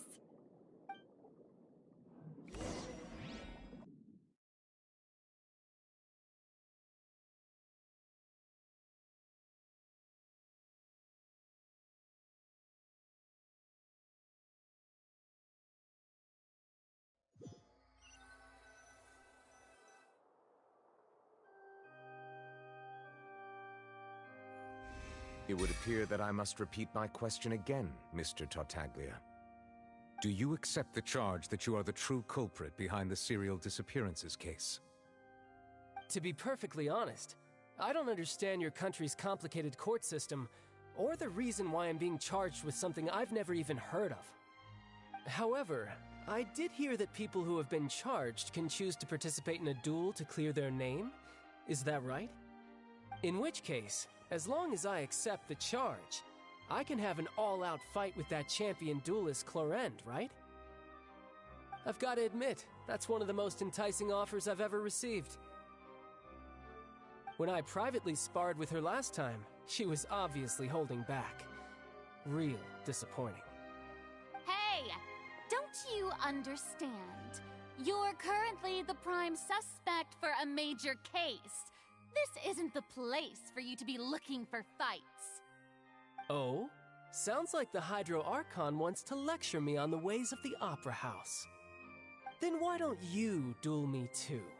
I'm the kind of student that learns best in the heat of battle.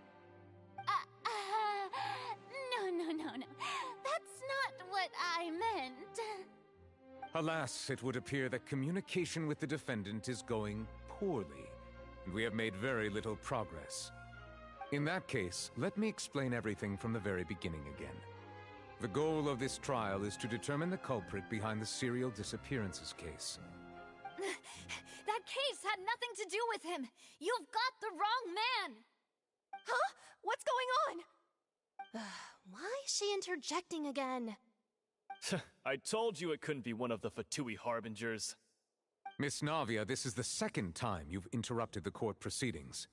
I only tolerated your behavior last time because you were able to provide the court with a key eyewitness. But that was an exception rather than standard court protocol. I can very well charge you with contempt of court for your interjections. Oh, please. Did you ever think I had any respect for this place's pointless theatrics? We can put that discussion aside for now. I'm not here to argue with you. I'm here to charge the true culprit behind the serial disappearances case. And if my charges prove true, then Tartaglia here will be proven innocent by default, correct? Oh, a young lady has charged in and offered to clear my name. How fascinating. Well, I'd gotten half bored to death by all these rules and procedures anyway, so I'll take you up on that offer. So, Your Honor, is there nothing else for me to do now? You may take a seat for now in the audience, but that doesn't mean the suspicions against you have been lifted. Now then, Miss Navia, who is the person you would like to charge instead?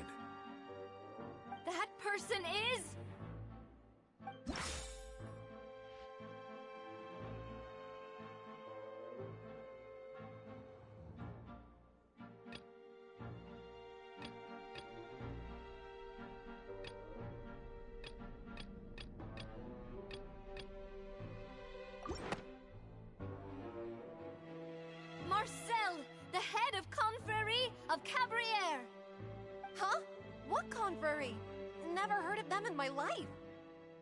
I've heard of them, but weren't they Spina di Rosula's sister organization? Oh, is this going to be a friends to enemies type situation? Please let me remind you, Miss Navia, that charging someone is an incredibly serious matter. Committing to the charge also means taking on the legal responsibilities associated with it. And if the charge fails, depending on the circumstances, you may also be charged with the crime of making a false accusation. Knowing this, do you still wish to charge this man? Yes, I do. In that case, I declare the charge to be valid. Miss Navia and attorneys, please take your places on the court. Members of the guards, please contact Mr. Marcel right away so that he may stand trial.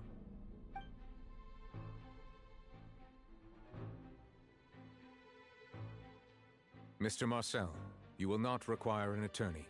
Is that correct? Apologies. It all just happened so quickly. I still haven't figured out what's going on.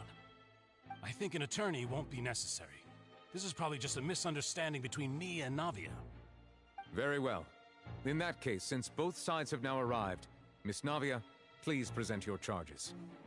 I would like to take everyone back to 3 years ago, to the case of Callus the Unfaithful. Only through elucidating what really happened in that case can we connect all the dots for the serial disappearances case. Navia, do you really think that I was the one who killed your father? Come on, why would I do that?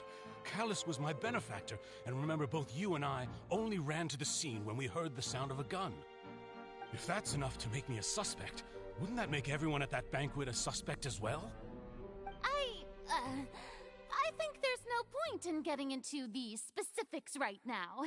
The audience doesn't even have the big picture yet. Even I'm struggling to remember some details of that case. Exactly correct, Your Honor. I must refresh everyone's memory about that case before I can explain my charge and reasoning. I see. In which case, I will recount the findings about that case as originally recorded by Maison Gardiennage.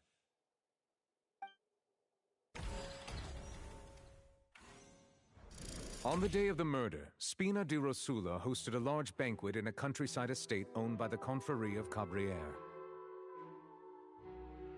During the banquet, all attending guests heard 2 gunshots from the courtyard. When the guests arrived at the scene, they found the primary suspect, Callus, holding a gun, while his acquaintance, Jacques, lay dead from a gunshot wound. The guards' investigation did not recover any other firearms from the scene.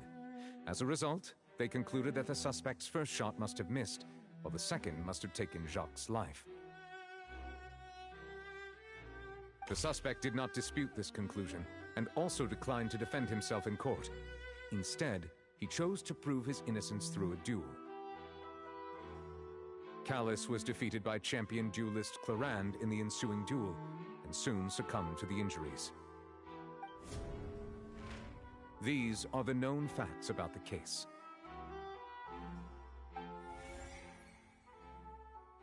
The one with the motive to kill was Jacques, not my father. And even so, Jacques still had no reason to pull the trigger. In truth, the third person shot Jacques first, and was shot in turn by my father when my father seized the gun from him. After that, the true culprit turned the third person into water, erasing all traces of him from the scene. Thank you for the summary, Your Honor. Of course, the guard's conclusion appeared quite sensible to us at the time. However, we should revisit the case now that we've gained new information about the abilities of water from the primordial sea.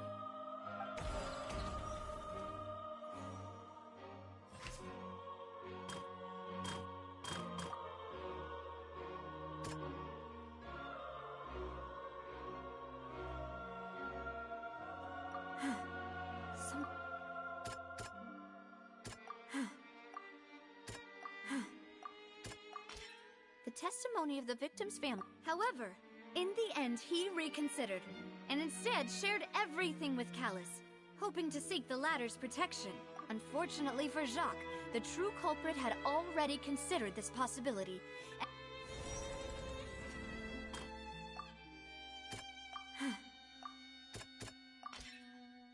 assassin first shot Jacques, then turned to shoot Callus, only for Callus to wrestle the gun from him and kill him instead.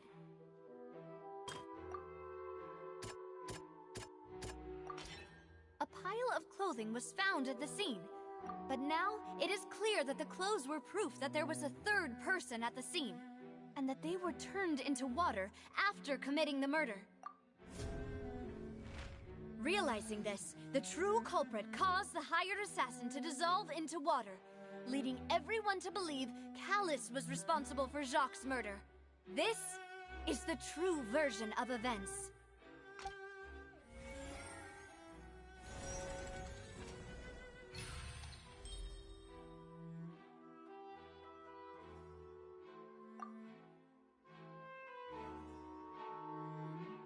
So that's what happened.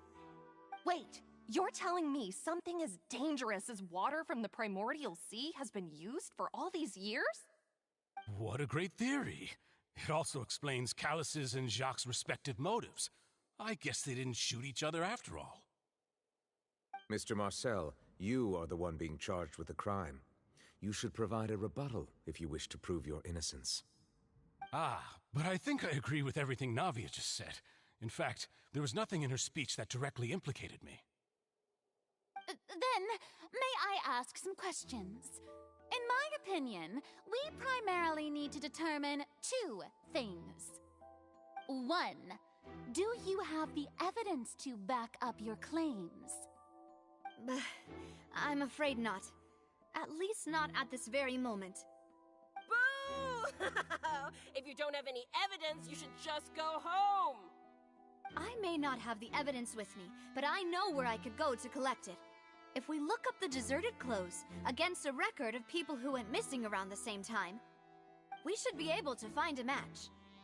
Considering the serial disappearances case, the guards probably kept careful records of all missing persons from around that time, regardless of age or gender. That makes sense to me. Monsieur Neuvillette, I would consider this to be a reasonable investigative direction. Why do I feel like Farina's acting a little differently today? Maybe she's scared of embarrassing herself again? Alternatively, she's become more diligent after charging an innocent citizen in the last trial. My second question has to do with the ensuing duel. If the truth is indeed as you described, then why didn't Mr. Callus explain himself in court? If he had testified that a person had been dissolved, he could have at least mounted a defense. I've thought about this too, and the answer is actually pretty simple. He felt there were things that were more important to him. The dissolving power of water from the primordial sea is an important secret for the true culprit of the serial disappearances case. My father could have exposed it for all to see, but he chose to take it to the grave. At that time, Spina di Rosula was in dire straits, and his reputation had already been shattered. He had no guarantee that going forward with the truth would allow the culprit to be brought to justice. What was certain, however, was that it would paint a gigantic target on my back. Boss once told me that Demoiselle had already been selected as the next target of the serial disappearances case. What? If the secret had gotten out, the culprit would have fought an all-out war with Espina right there and then. I wouldn't have been the only one in danger. All of us would have stood to lose our lives. Of course, the guards might eventually figure out the truth of the matter and determine that we were in the right. But what good would that do? How can a hollow verdict protect anyone? Had this opera house ever given my father any kind of confidence in its brand of justice, Spina di Rosula would have had no reason to exist. But by staying silent, we retained the ability to deter our opponents and continue the stalemate. I was able to become Spina di Rosula's president, which made me harder to target, as well as giving me more time to grow and learn. And once I have figured out the truth and stepped up to the challenge, I will do what this opera house cannot, and restore my father's truth and honor back to him. So, you mean to say, your father intended to die in the duelist's ring? That's right. Do you have any proof? Of course. All you need is to ask his opponent, Clarand. I don't need your apology, your guilt, or your support from the shadows. You don't have to do anything for my sake. But since he entrusted his will to you, Clarand, you should tell us the truth about his sacrifice. So, during the duel, did you believe that Callus was intending to die?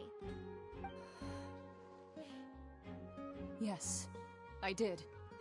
As a champion duelist, I've fought many battles and taken a countless number of dishonored lives. In my line of work, I've seen all kinds of people give their all for the faintest hope to continue living.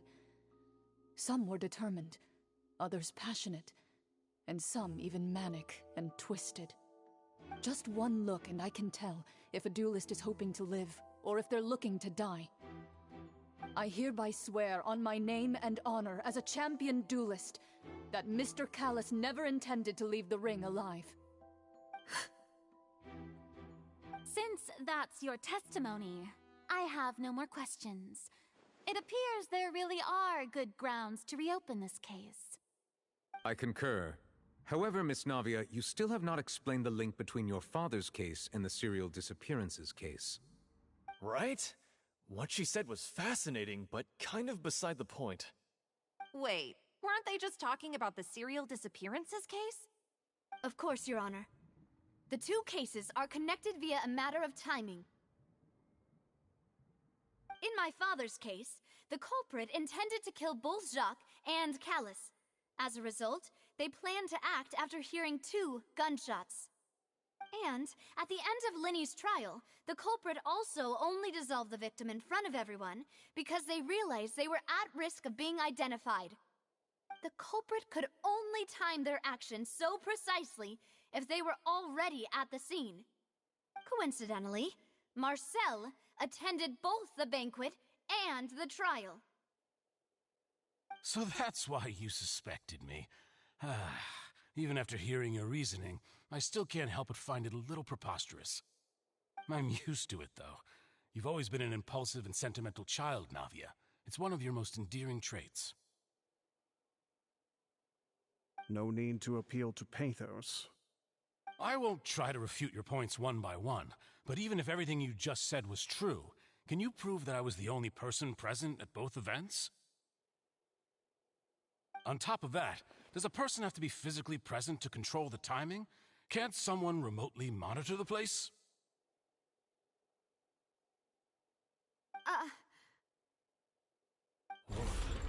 Know what she can say to that. I know that even with that, you might still think you can reduce the list of suspects with some further investigations, until I'm the only one left on the list. Alas, who won't feel at least a little hurt by an accusation of murder from a girl you see as your own daughter? But if I were to dismiss this completely, you'd also think I'm not being considerate of your feelings. Ah well, let Uncle Marcel teach you another lesson. Do you know what the biggest flaw in your reasoning is? I suppose you're gonna tell me anyways. It's timing again. I'm a businessman by trade. From that standpoint, there's no reason for me to kidnap young women. It's a high-risk action with nothing to gain. In addition, I left my home in Snezhnaya when I was young to come to Poisson and work in some trade. My business only thrived when I received Callus's patronage. But the disappearances began before I ever stepped foot in Fontaine. I do apologize, Demoiselle. This was my mistake. No, it's not your fault. I'm sure he had come prepared. Is there anything else you'd like to say? Would you like to check the date of my first business license against the first known case of the serial disappearances? You can also take a look at my border entry records, or ask my friends and family when I left Snezhnaya for the first time. Could those records and testimonies do something to appease the unspeakable anguish in your heart? Seems like she got the wrong guy. At this rate, Navia will be convicted for falsely accusing him. I think you've done a superb job of dissecting your father's feelings as he neared the end of his life.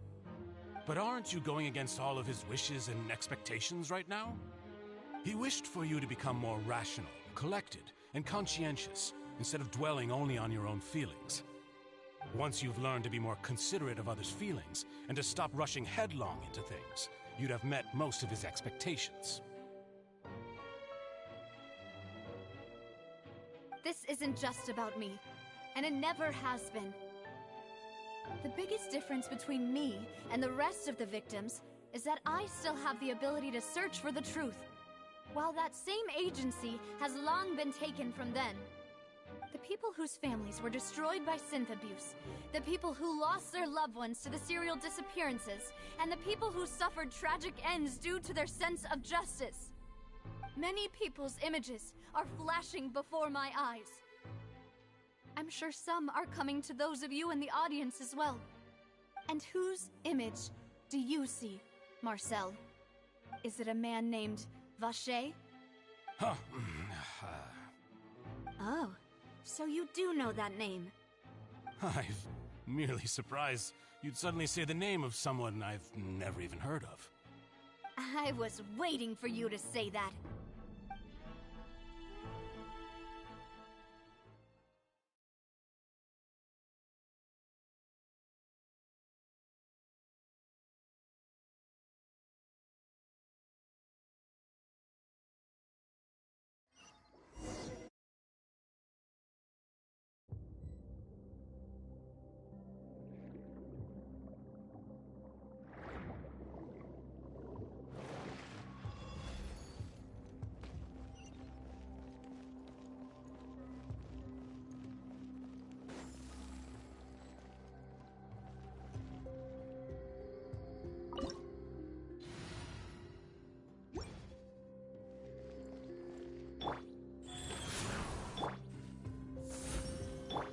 Let's dance. Phew.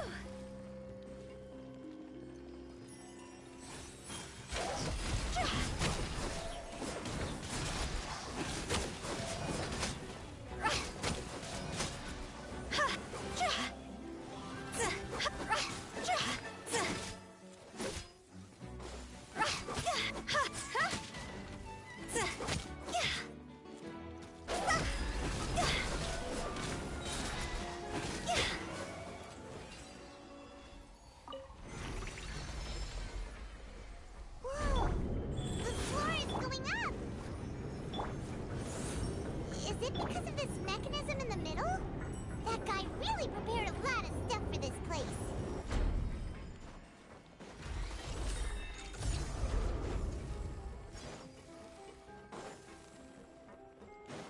Paimon thinks we need to go up, but Paimon doesn't see a way.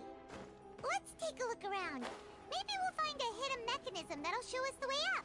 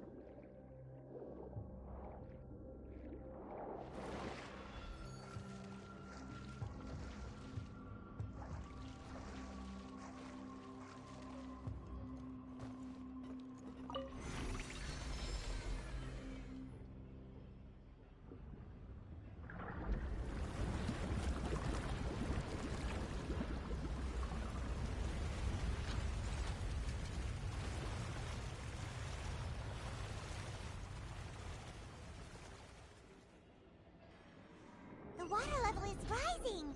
Now we can swim to the top. But this is still a ways away from where we need to go.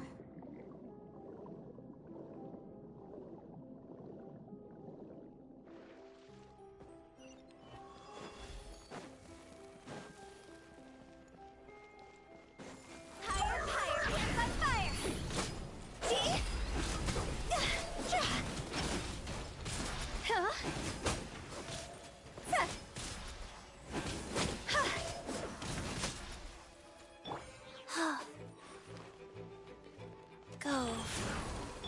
My guiding stars.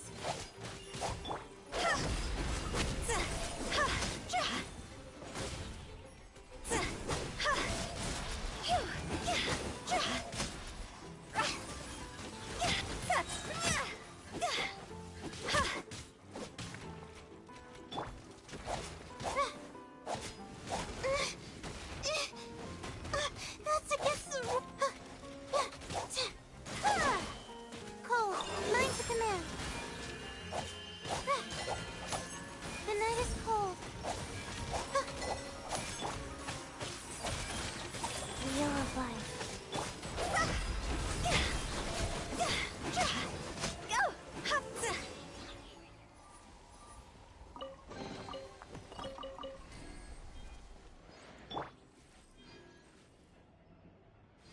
Sacred name, Fortune Preserver. Let the show begin. La, la, la, la. Huh?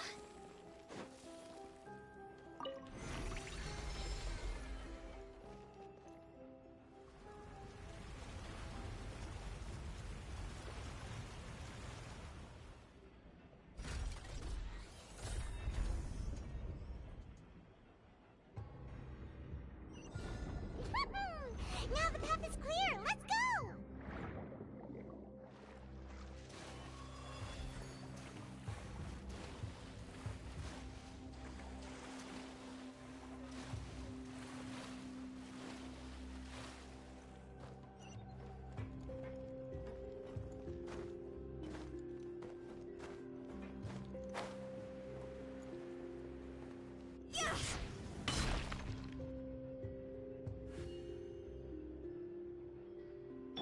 Life goes on.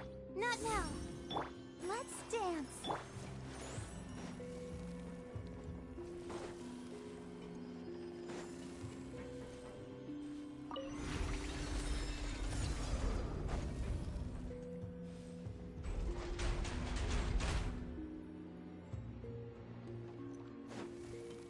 Phew.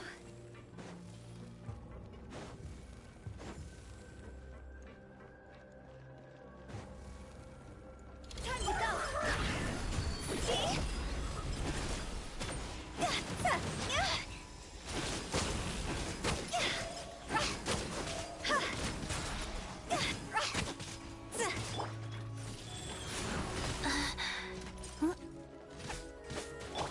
My guiding stars!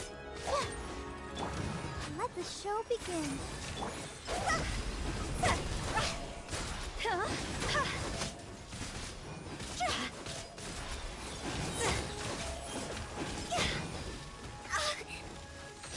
Quit it! Higher, higher, hands on fire! See?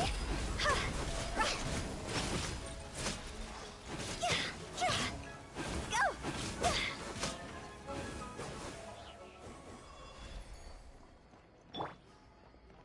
Go. Let's dance. Not now.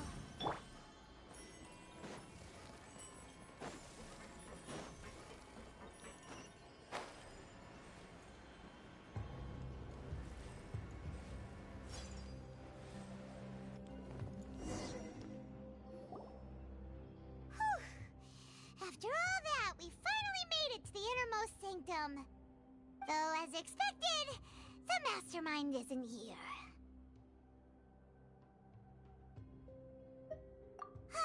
That's right. Then let's hurry up and find some evidence so we can get back to the Opera House and help Navia.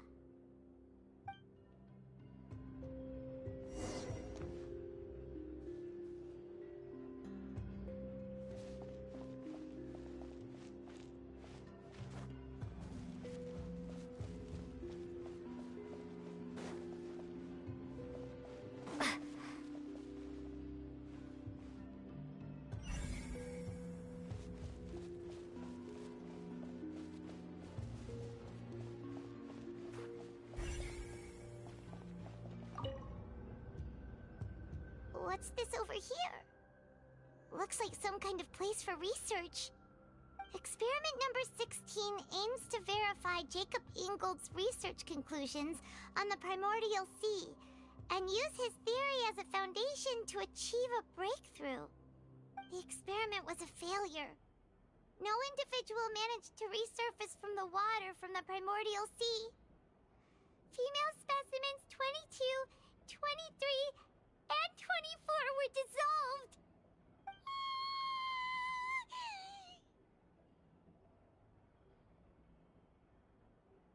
Sorry, Traveler. Paimon will try her best. It's just that Paimon's never read something so scary before. How can someone write something that terrible in such a matter-of-fact tone? You read the rest. Paimon's too scared to keep going.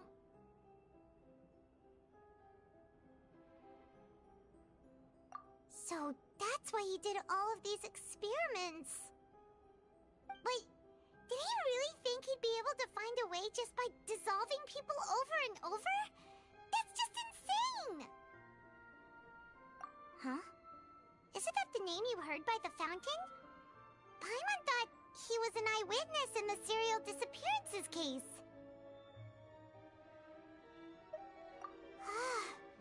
You mean Vache is the one who did all of these... experiments?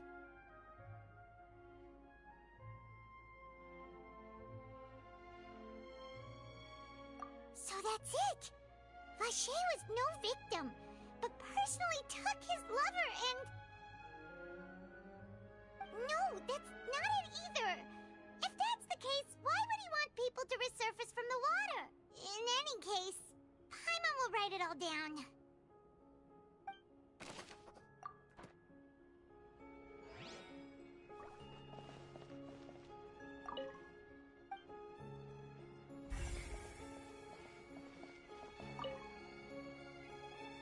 Whoa! There's so much synth here! And so many bottles of ingredients that probably just contain the waters of the primordial sea. Mixing in progress. Ready to drink? Stock sample? Huh. They've also got all the synth pretty clearly labeled. Whoa! There's even fruit-flavored synth?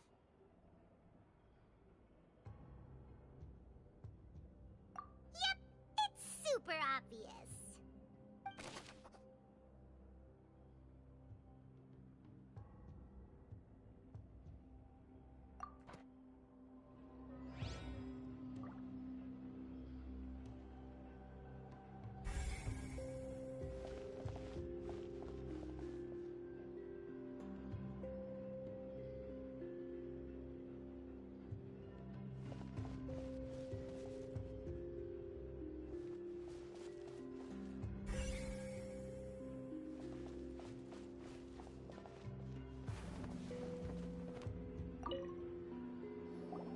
What's all this? Aw, it's a bunch of really cute things!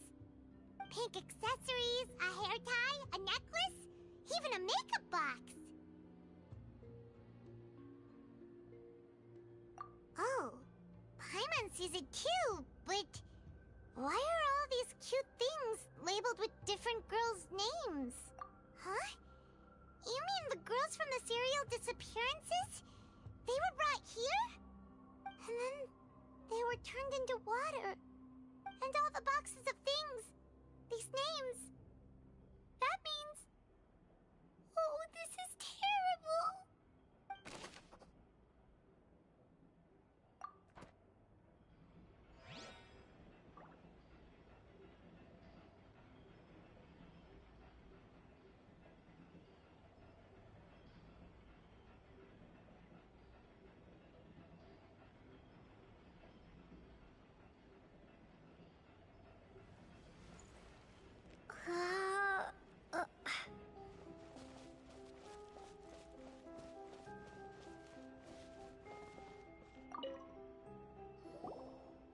What's written here? Nothing escapes Detective Paimon's eyes! Callus. Navia's father. Oh, this seems to be an investigation investigation report on him.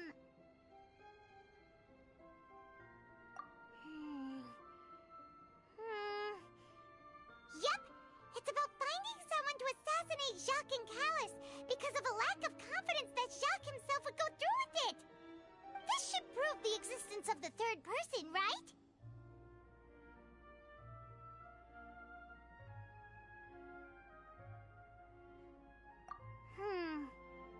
We still have not determined the exact content of the key information Callus has passed on to certain members of his organization. The old dog's a real menace to deal with. Even if he abides by the promise he's made to us, he will still have the upper hand.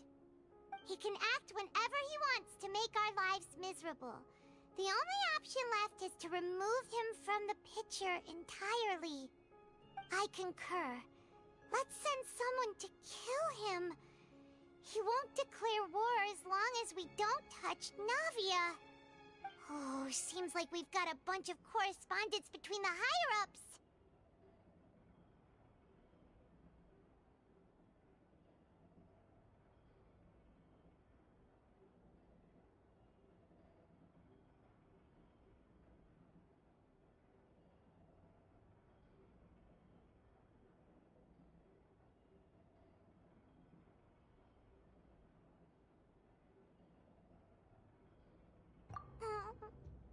They're all just so evil.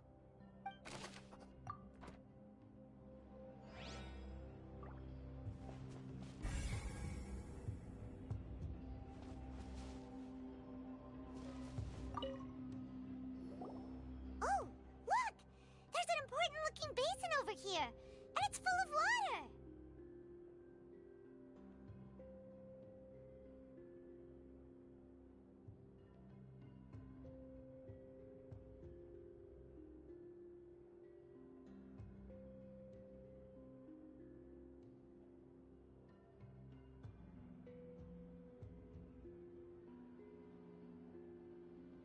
That means this is where they make all the synth! And that special water is the main ingredient! If you dilute it with normal water, you'll get synth, but the pure stuff can dissolve a human! Paimon will take notes on this incriminating evidence.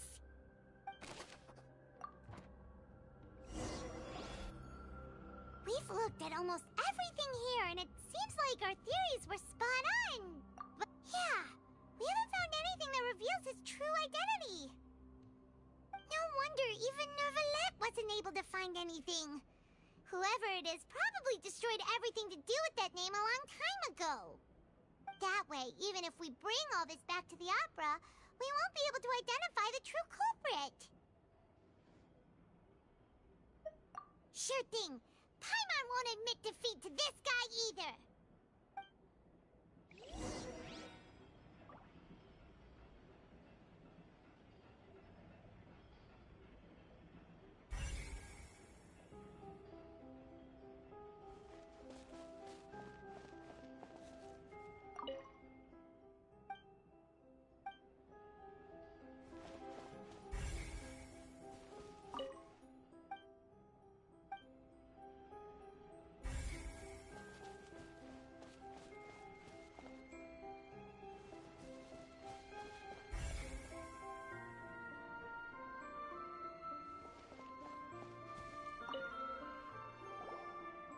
You take that side and Paimon will take this side.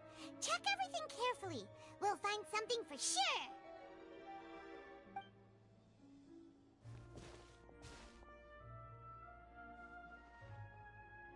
Ugh. Nothing at all.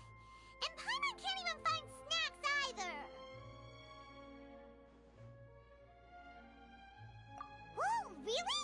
Let Paimon see. Vinier. Isn't that Vache's lover's name? Then you found her diary. Let's see. Aw, it's just a normal diary. So many. A whole page's worth. But the final name she decided on was Marcel. Wait, but Marcel's pretty old. Has this case been going on for so long that he's Vacher and Vinier's grown son?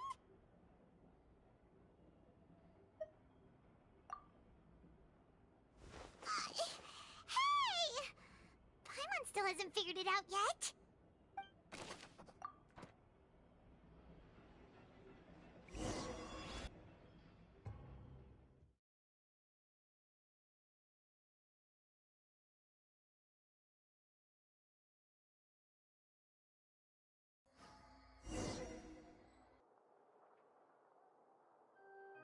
And whose image do you see, Marcel? Is it a man named Vacher? Huh. Oh, so you do know that name. I'm merely surprised you'd suddenly say the name of someone I've never even heard of. I was waiting for you to say that. Navia! We're back! As expected of my partner. I just knew you'd return in the nick of time. Just how often do you intend to flout the rules of this court? It's all right, Monsieur Nervalette. Given their confidence, I expect they've found the crucial evidence.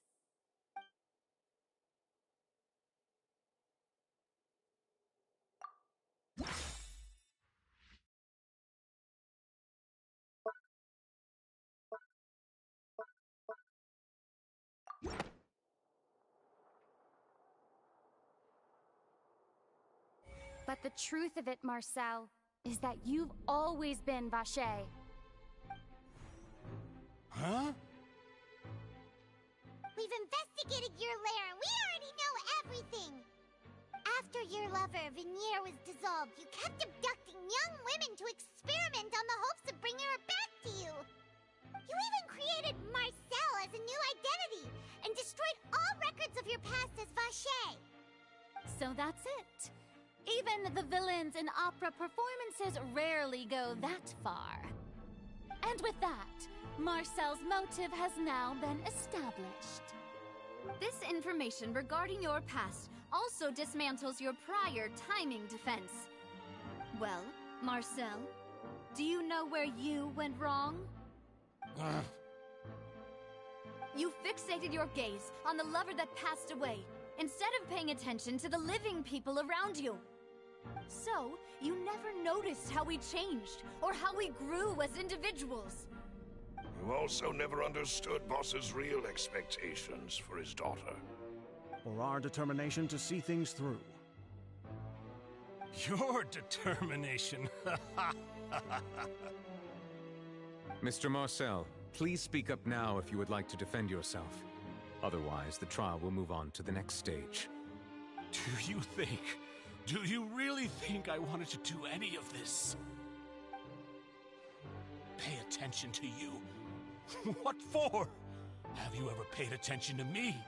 Ever empathized with my pain?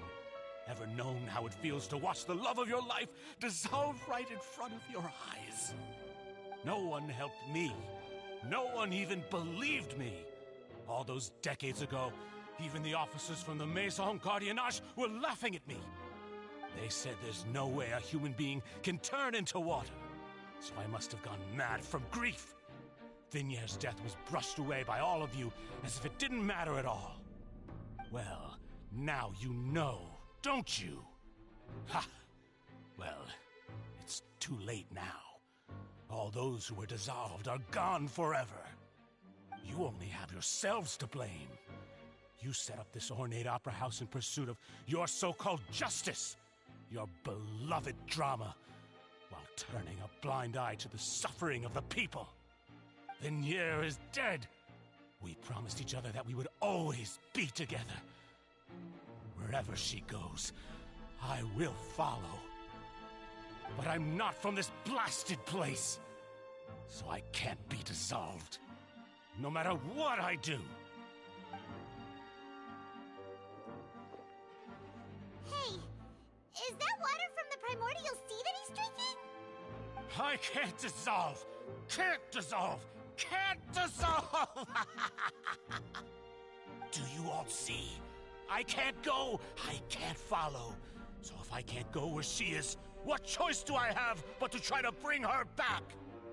I did all of that, and in the end, that accursed Callus still got the better of me. I spent my entire life living on pins and needles, only to get stabbed by his idiot daughter at the very end. The suspect is exhibiting signs of mental distress. Guards, please restrain him.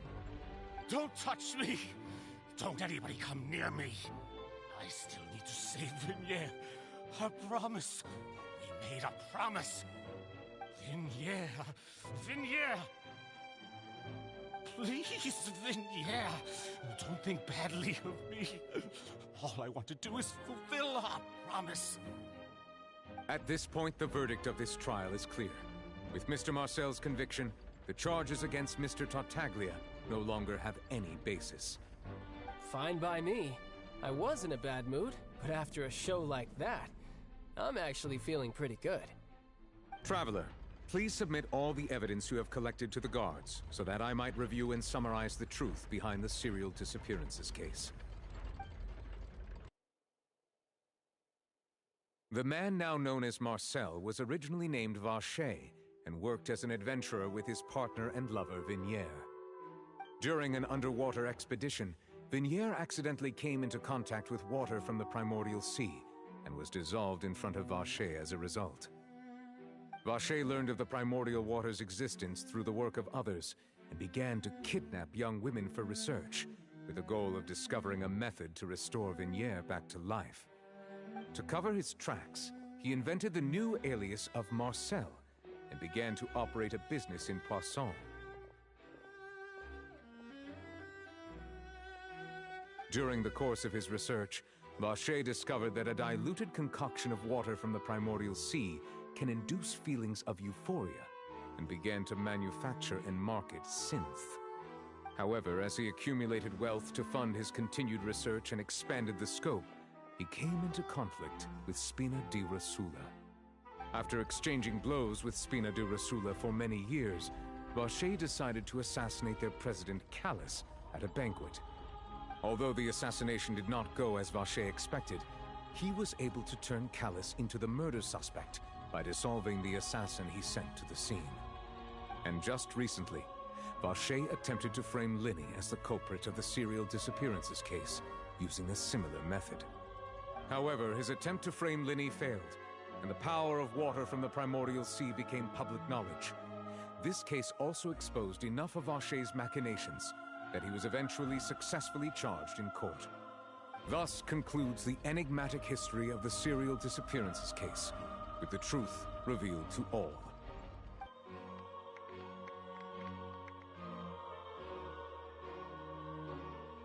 The Oratrice will now deliver the final verdict regarding the charges against Mr. Vacher.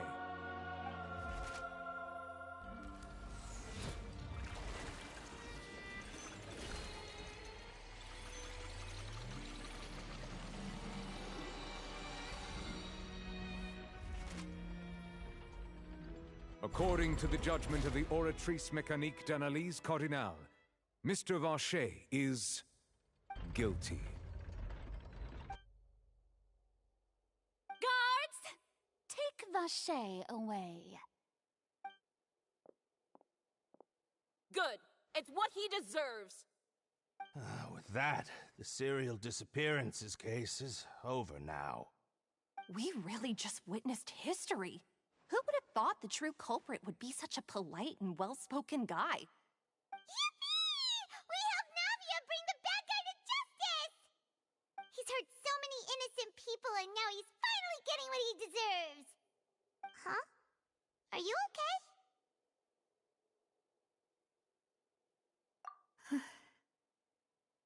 Demoiselle, you were absolutely brilliant. The day our late boss had always hoped for has finally come. You can rest easy now, knowing justice has been served. Yeah. Yeah. It's finally over. It's all thanks to you guys. And my partner. See, Papa? Spina di Rosula's still doing well with me at the helm. Well now, hasn't this been a most delicious piece of drama? The villain has been caught, justice has been served, past wrongs have been righted, and it's a big ol' happy ending. Since it's been such a great show, I'll just let the false accusations against me slide. Either way, I've still got some business to attend to, so if you'll excuse me... Please wait just one moment, Mr. Tartaglia. What now? None of this has anything to do with me. According to court protocol, since this trial was initiated due to a charge against you, a verdict must also be made regarding the initial charge before the trial can conclude. Oh, come on. Is this really necessary? Haven't you already caught the real criminal? Isn't it time for side characters like me to exit stage left? Please respect the laws of Fontaine. This has always been the rule. All right, but this sure is a lot of hassle. All I need to do is stand over there, right? Let's just get this over with. Through evidence presented in the public trial that was just held, it has been established that Mr. Tartaglia has no direct connection to the serial disappearances case. The guilty party has been identified, and thus it is logical to suppose Mr. Tartaglia is innocent of the charges. We now turn to the Oratrice Mécanique d'Analyse Cardinale to render the final verdict on the charges.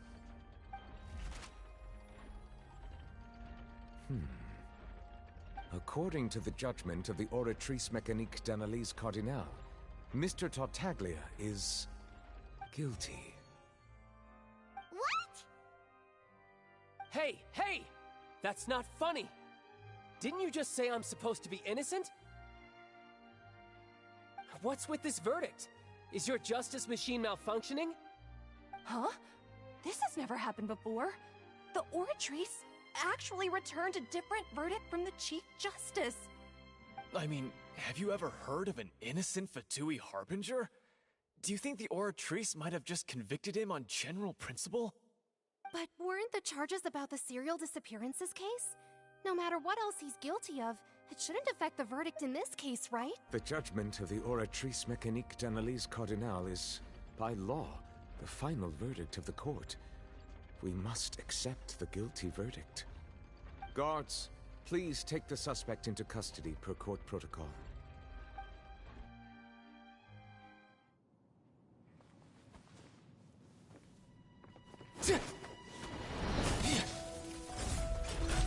So this is how justice is done in Fontaine. What a joke.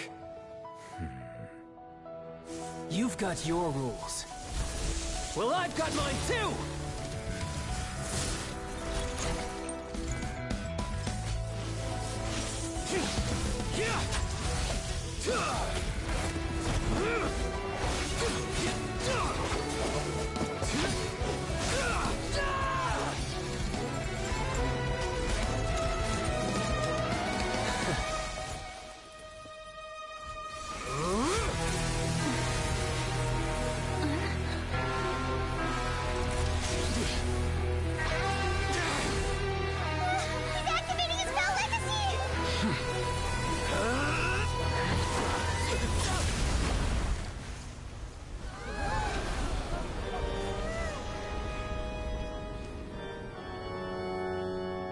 I am sorry. If you have been wronged, we will find the truth. But the rules of the court must be upheld.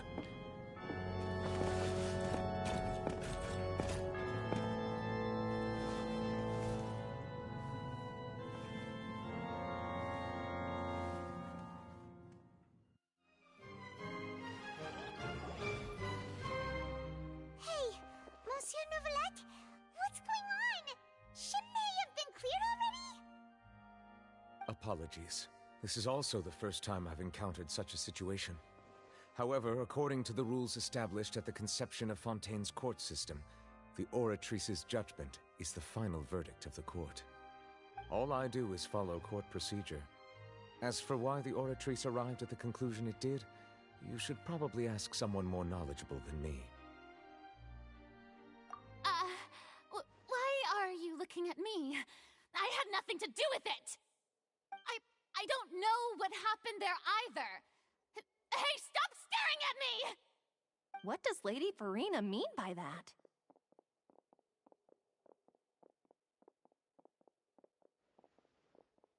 She says she has no idea either, but that's impossible. Didn't she create the Oratrice herself? Yeah, so are the verdicts reliable or not? Can results like this really be called justice?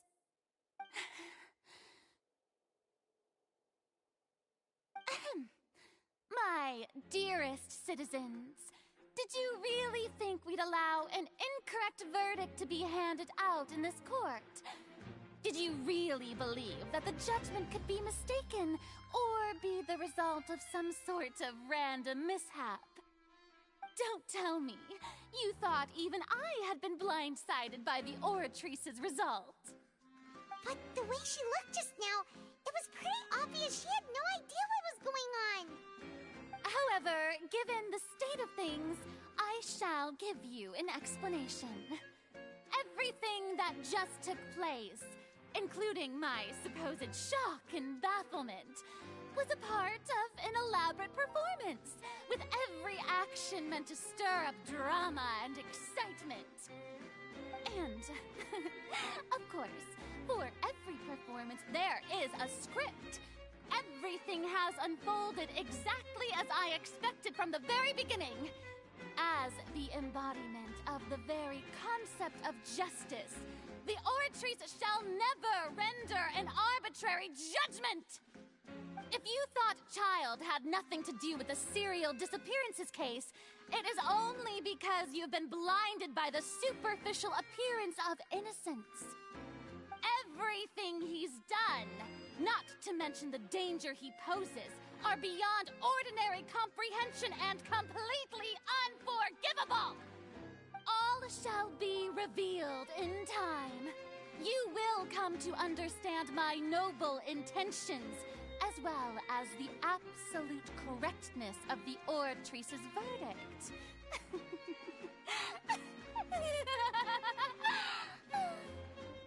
Now, having said that, although I hate to leave things hanging in suspense, it is now time for this performance to end.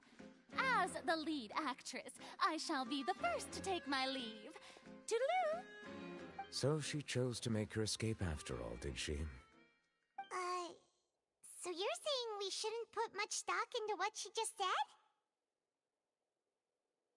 said? She probably just put on that performance to save face. As for the truth, it's unlikely that she actually has any idea. However, please be assured that I will continue to investigate this case in a personal capacity. Just as I promised, if the judgment has been incorrect, we will do our utmost to clear his name. All right. Even though we feel pretty badly for him, we'll take your word for it for now. After all, he's done plenty of bad stuff, so he should have known he'd go to prison someday, right?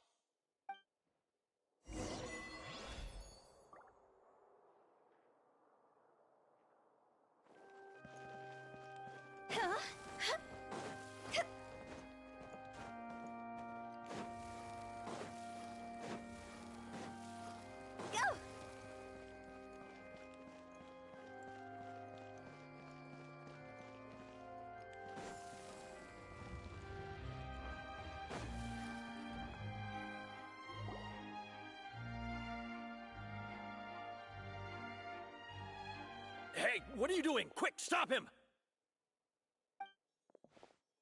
Traveler! Hey! Traveler! Ah! Marcel! What are you doing over here? Stop resisting arrest! Cease, or we'll add another charge to the list! No, wait! I just want to ask the Traveler something. I'm not looking to run away. Please, just let me ask this one small thing. Go on. Thank you. Thank you. I was being led away when I finally realized something. Where did you first hear the name Vache? I erased all records of that name. So, unless... Are you still trying to prove your innocence? Give it up. You've already been convicted. Really? You did? You're sure? You met her? But the Fountain of Lucine? Then she's been so close to me all along. and I just never... Please, please give me a chance to talk to her again. Just let the Traveler take me to the fountain to see her one last time. This is the last request I'll ever make in my life. You can do whatever you want to me afterwards. I don't care. What? Give an inch and you want to take a mile? Do you think serial killers get to make requests like that? Paimon agrees. Why should we give him what he wants when he's only done a ton of super terrible things? This request, is it worth as much to you as your life? Of course! Wait, no. It's worth even more than my life. Humans. Will they betray the instinct to live just to satisfy spiritual needs? Very well. I will grant your request. Your Honor, I fear that... I will go with him. You do not need to worry about any escape. In that case, I shall leave him in your most capable hands, Chief Justice. Thank you, Your Honor.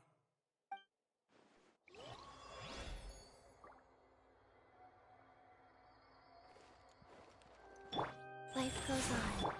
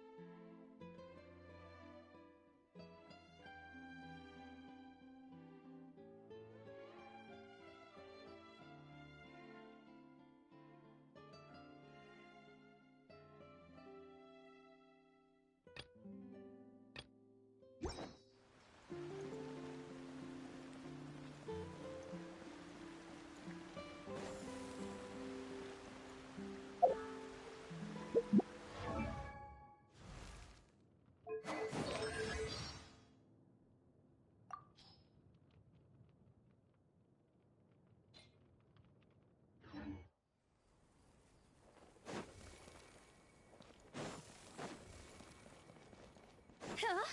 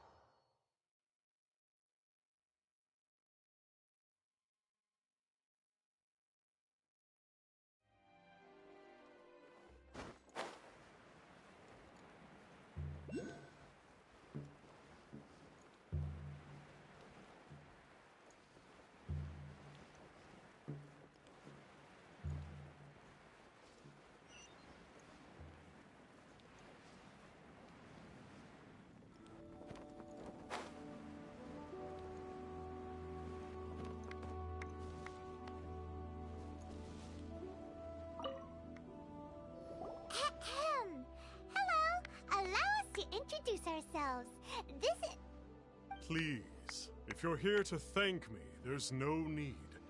Cleansing the world of evil is the duty of the Adepti. Think nothing of it. One certainly doesn't. Wait, who are you? One had assumed you were followers, but on closer inspection it seems that we have not met. My name's Paimon, and this is my sidekick. Then it is right that our paths coincide. One too shall introduce oneself, for it is good manners to comply. The one before you is the Adeptus, Master of Stars, though one is better known to one's followers as Star Snatcher. One descended from one's mountain abode to cleanse the world of evil, whereupon fate saw fit that our paths should cross. Now, tell me that which you wish for. Our wishes? Paimon thought that the Adepti and Leela were just really good in battle. You mean you can grant people's wishes too? There are different levels of Adepti. Are not the stars loftier than the mountains, clouds, and moon? Yet, it is unbecoming of an Adepti to boast of one's powers. One would have you first speak to one's followers, and only then make your verdict.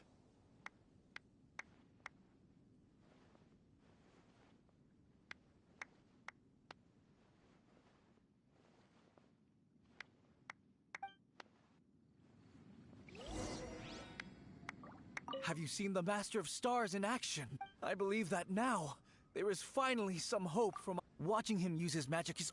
Not long ago, I sought some medicine from... Once it was boiled and ready.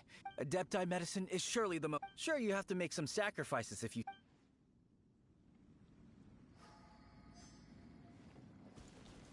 The Millilith don't really need to do shifts when the Master of Stars is around, do they? I'm a merchant, and I had a reason being, it didn't come cheap.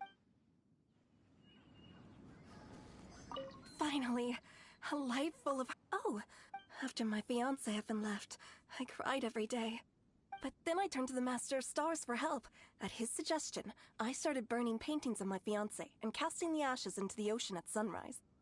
I can't explain it, but it really worked. I know in my heart that he'll return. This is not some sort of positive thinking trick. I'm certain of it. I'm so overjoyed that I gave a portion of my...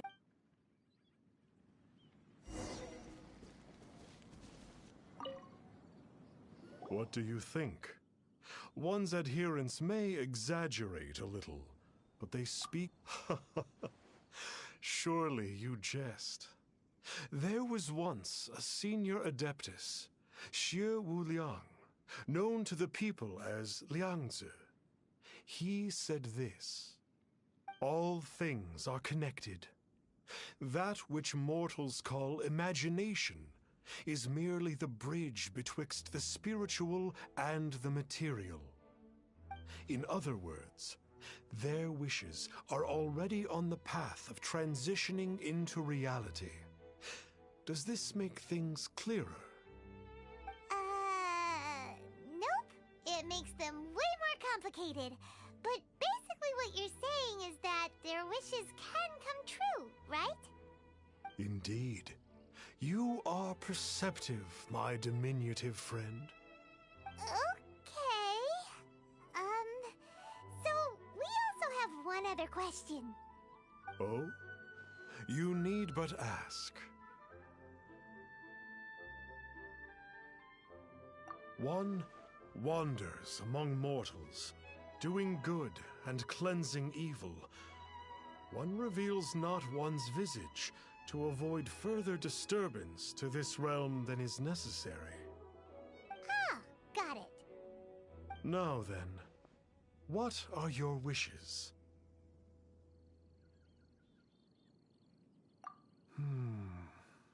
One senses that a tragic tale lies behind this wish.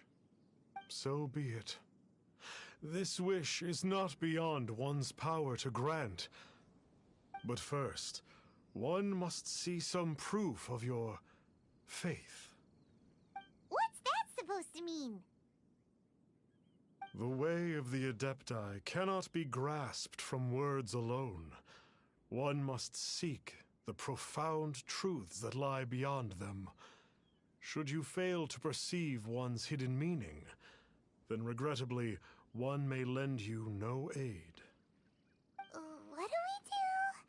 Paimon doesn't understand him at all.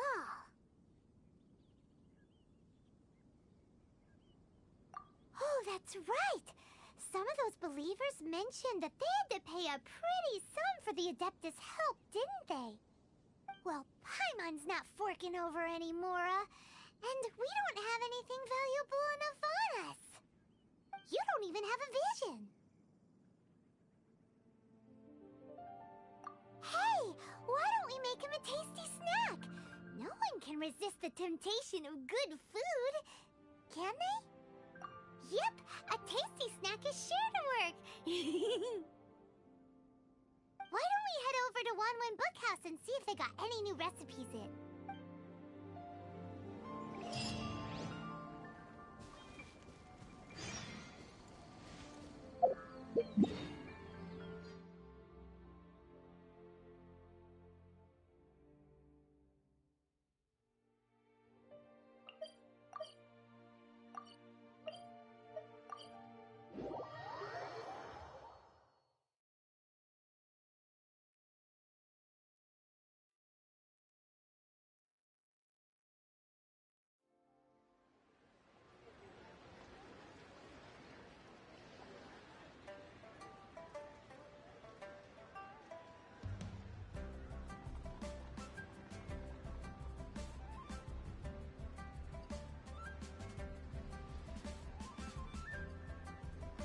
Silly churl, Billy churl, silly Billy, hilly churl.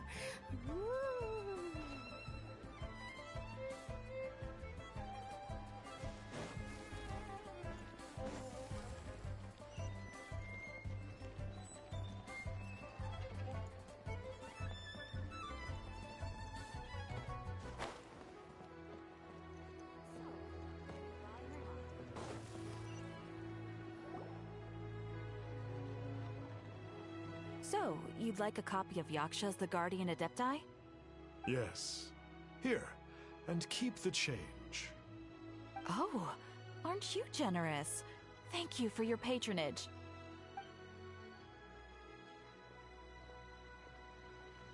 Hey, isn't that, Star Snapper? What a coincidence! Did you hear the name of the book he just bought? Was it Yaksha's The Guardian Adepti? Well, anyway, it was definitely a book about the Adepti. Why would an Adeptus want to buy a book about himself? Really? What's so fishy about him?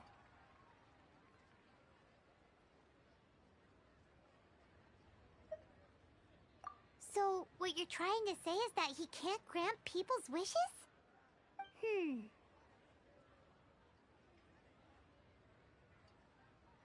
Paimon thinks we should check out that book. Maybe we'll find out something about this guy that we can use.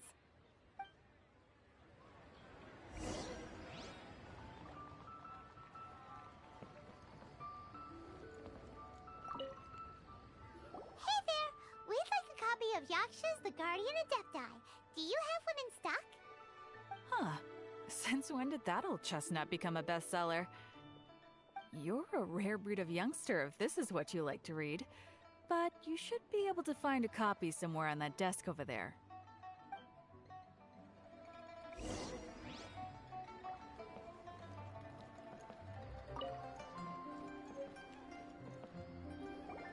This is the one! Let's see what it's all about, shall we? In ancient times, Liyue was a land of misery, where the shadow of evil loomed large. As slain gods festered, their vengeful wrath cursed the world, manifesting in infernal forms. When demons stirred, miasmas, monsters, and mutations infested the land. Then Rex Lapis summoned the Yakshas to vanquish the demons. They swore an oath Restore order through slaughter, purge evil through battle. To this, we dedicate our lives. Eons of bloodshed later, karmic debt weighed upon them, phantom wrath seeping into their broken souls. They went mad with fear, turned on each other, or succumbed to the darkness. Of the 5 foremost Yakshas, death came to 3, while the 4th vanished without a trace. In the millennia since, one conqueror of demons remains the sole surviving Yaksha in the mortal realm. And only on moonlit nights, in the glow from Guyon, and in the sound of the Dihua flute, is his memory preserved.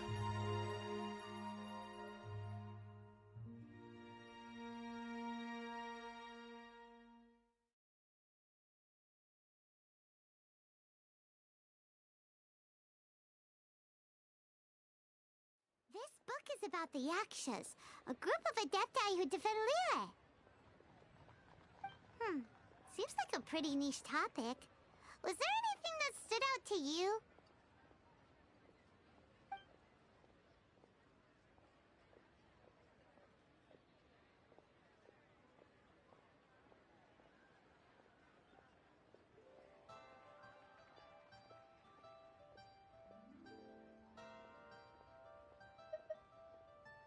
So, there used to be 5 main Yakshas, but supposedly only one of them is still alive today. Do you think that it could have anything to do with that Star Snatcher guy? No, surely not. He doesn't exactly give off the impression that he's been suffering for thousands of years. The book says that the wrathful spirits of the gods defeated during the Archon War can sometimes cause plagues, monsters, or mutations. All of which sound pretty horrendous. Hey, wait a second! Paimon wonders if... Do you think those super evil hilly trolls we saw earlier were the mutations that the book's talking about?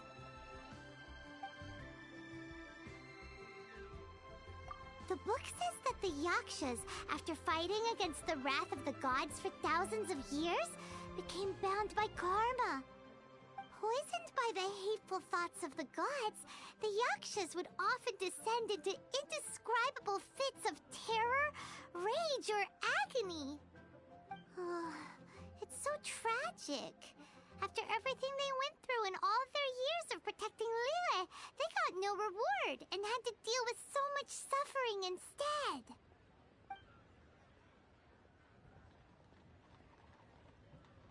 Yep, Paimon thinks we've already summed up all the key points. So back to the matter at hand.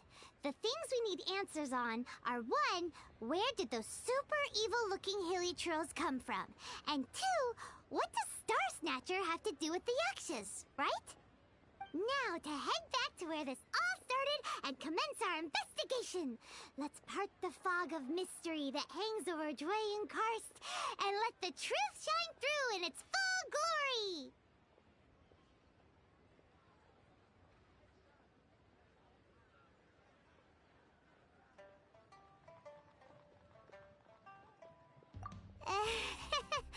To be honest, Paimon actually hopes he is a real Adeptus. His exorcism technique seemed real enough at least. But if we get our hopes up, there's further for them to come down. So it makes sense to investigate thoroughly first, just to be sure. Alright, let's head back to Wangshu Inn!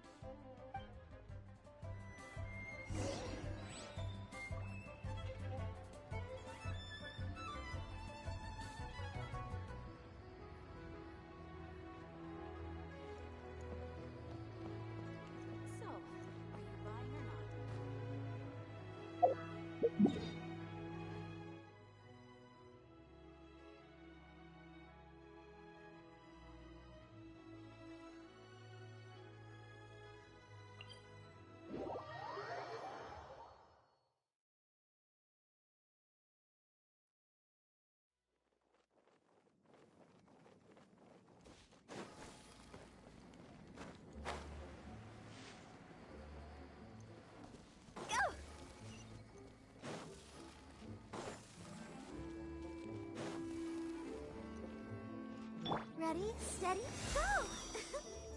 Let the show be... Rise. The night is cold.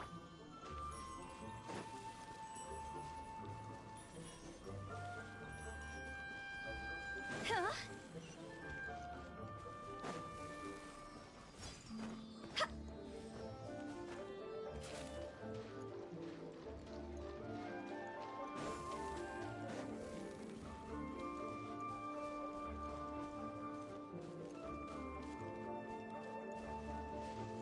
Phew.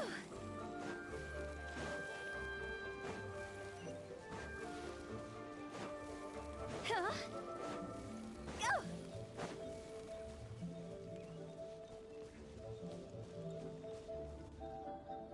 Flee at my command, foul demons!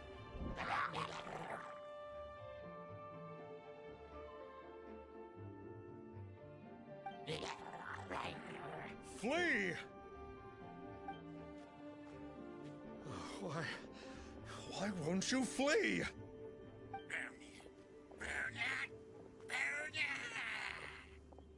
Uh-oh. Looks like Star Snatcher's in trouble. And there are innocent bystanders here, too. We have to step in. Yeah!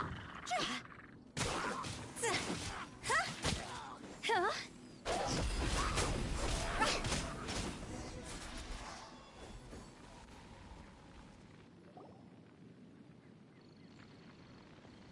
Oh, I don't get it. Why didn't the Sigil of Permission do anything? Has the evil aura of these hilly churls grown in intensity? Sigil of Permission, huh? Now why does that sound familiar? Right!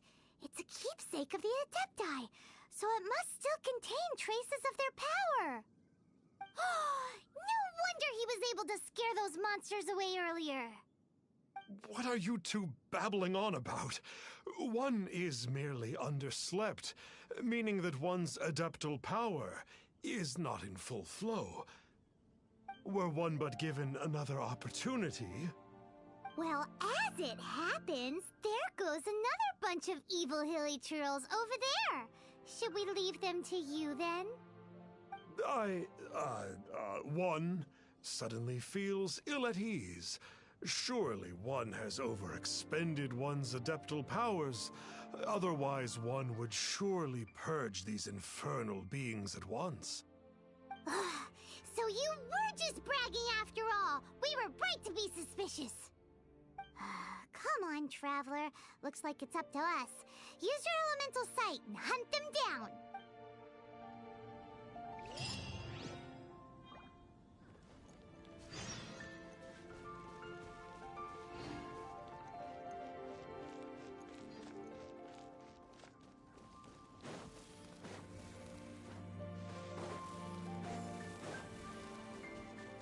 Oh, it's that Conqueror of Demons again.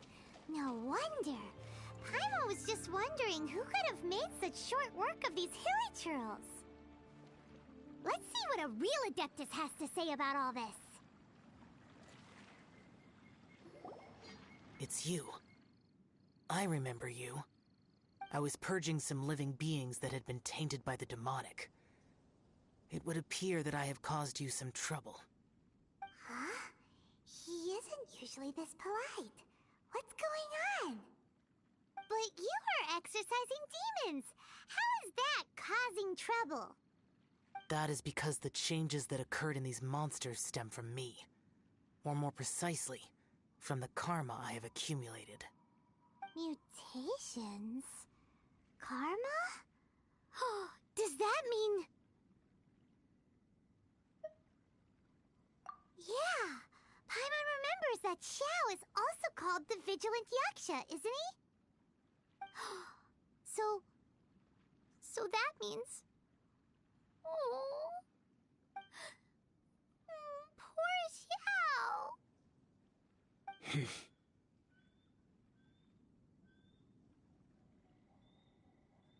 I see.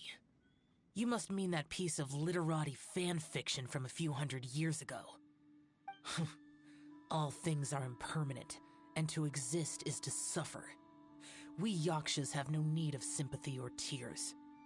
My comrades who have passed on would see your tears as a stain upon their legacy. Oh, I'm sorry.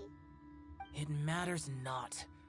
In any case, I am on my way to purge a cavern of demonic influence, so we shall part ways here.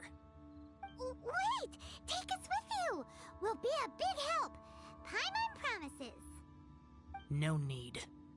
I am used to fighting alone. And in any case, these mutations originated from me to begin with. Well then... Oh! Consider it Paimon's penance for being accidentally rude just now. Please? Well, come on then. So, Xiao, you've been suffering from the bad karma all this time? Suffering is my price to pay for eons of endless slaughter. I have come to accept this. But in recent years, other living things have suffered, when the burden should be mine alone to bear. I must reflect on this.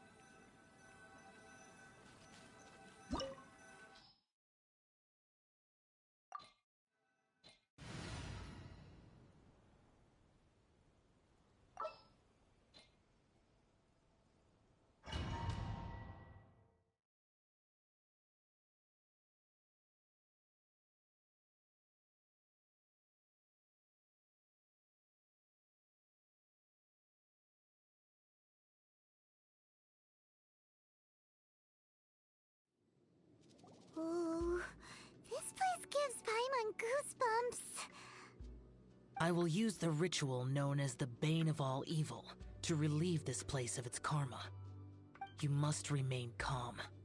Do not allow yourself to be affected by the lingering wrath of bygone gods.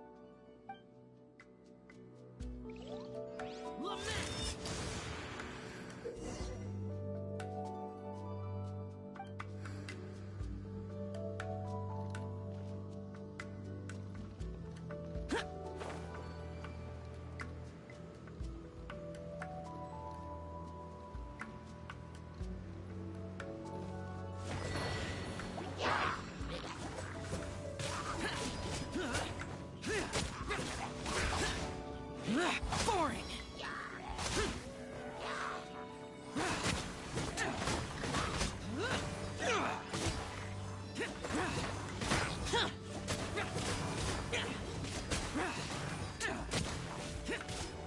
Useless!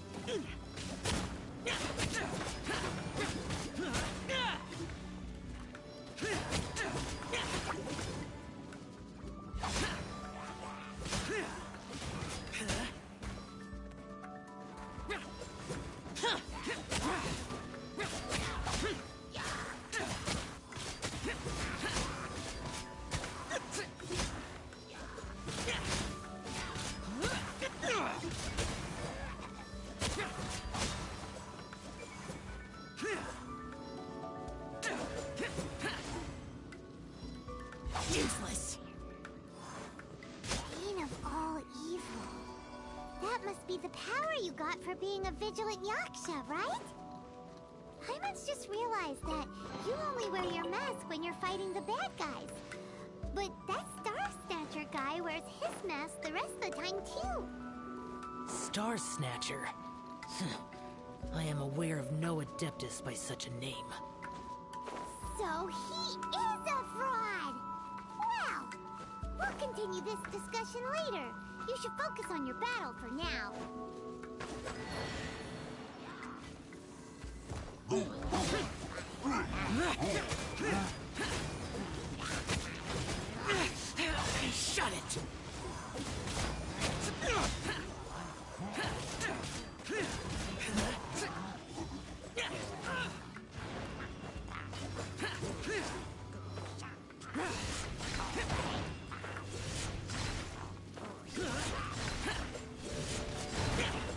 Worthless!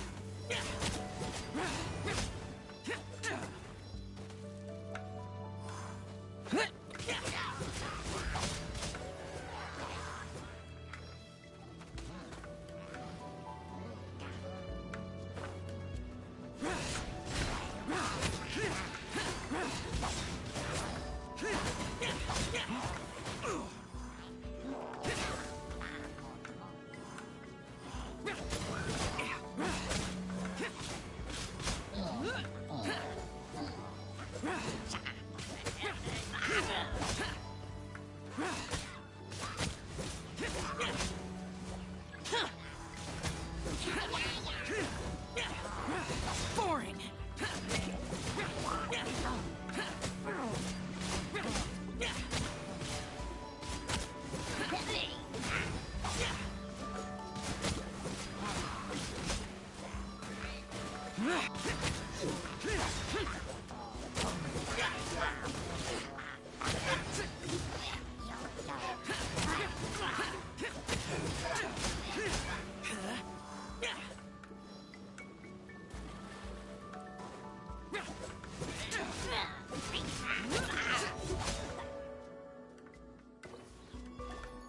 It is good that we came here. An unusual number of living things had fallen under infernal influence. Had we not arrived in good time, the consequences would have been unthinkable. Now, this Star Snatcher you speak of, what is the situation? Ooh, Paimon will tell you. An Adeptus who grants wishes. To think that people could be so easily deceived by such blatant lies. As an Adeptus, do you have the power to grant wishes, Xiao? The Liyue of yesteryear would never ask the Adepti for boons unearned. Millennia ago, the ancestral people of Liyue asked for nothing more than the strength to defend the land they called their home. To be honest, an Adepti who grants people's wishes is probably more appealing to people nowadays. However feeble people nowadays may be, they are not my concern. I concern myself only with following Rex Lapis's original decree. Oops. Paimon spoke without thinking again. Oh, one more thing? That fake Adeptus has a sigil of permission. It's what he uses to exorcise demons. Wait, truly? Fool. Exorcising demons without exterminating them. It is no wonder they have been congregating here. If this continues, things may spiral out of even my control. We must confiscate his sigil of permission. Great minds think alike! Paimon agrees. We've got to show that trickster what you get for trying to fool us. And it just so happens that we've got a real Adeptus with us too. If Xiao were to teach Star Snatcher a lesson, you can bet he'll never dare to pose as an Adeptus ever again. No. I only slay demons. I do not kill mortals. Who said anything about killing him?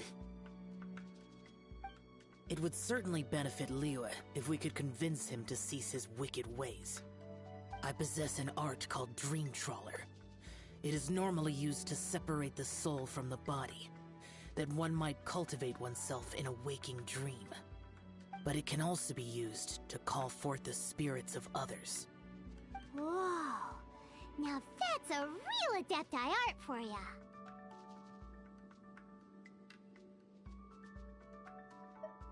A ritual must be performed for this art to be used. Assist me in gathering a few items. A censer, 7 lamps, and something to reduce the temperature. Reduce the temperature. Oh, some mist flowers will probably do, right? But as for the censer and the 7 lamps... probably not the kinds of things they're gonna just stumble across in the wild. Do you know of the 2 Yaksha statues that stand guard beside a merchant road on the southern face of Mount Tianheng? The ancestors of the people of Liyue built shrines there to honor the Yakshas. You should still be able to find some ceremonial items there. Once you have found them, meet me at the Yaksha statues after nightfall, and I will teach you how to use this art.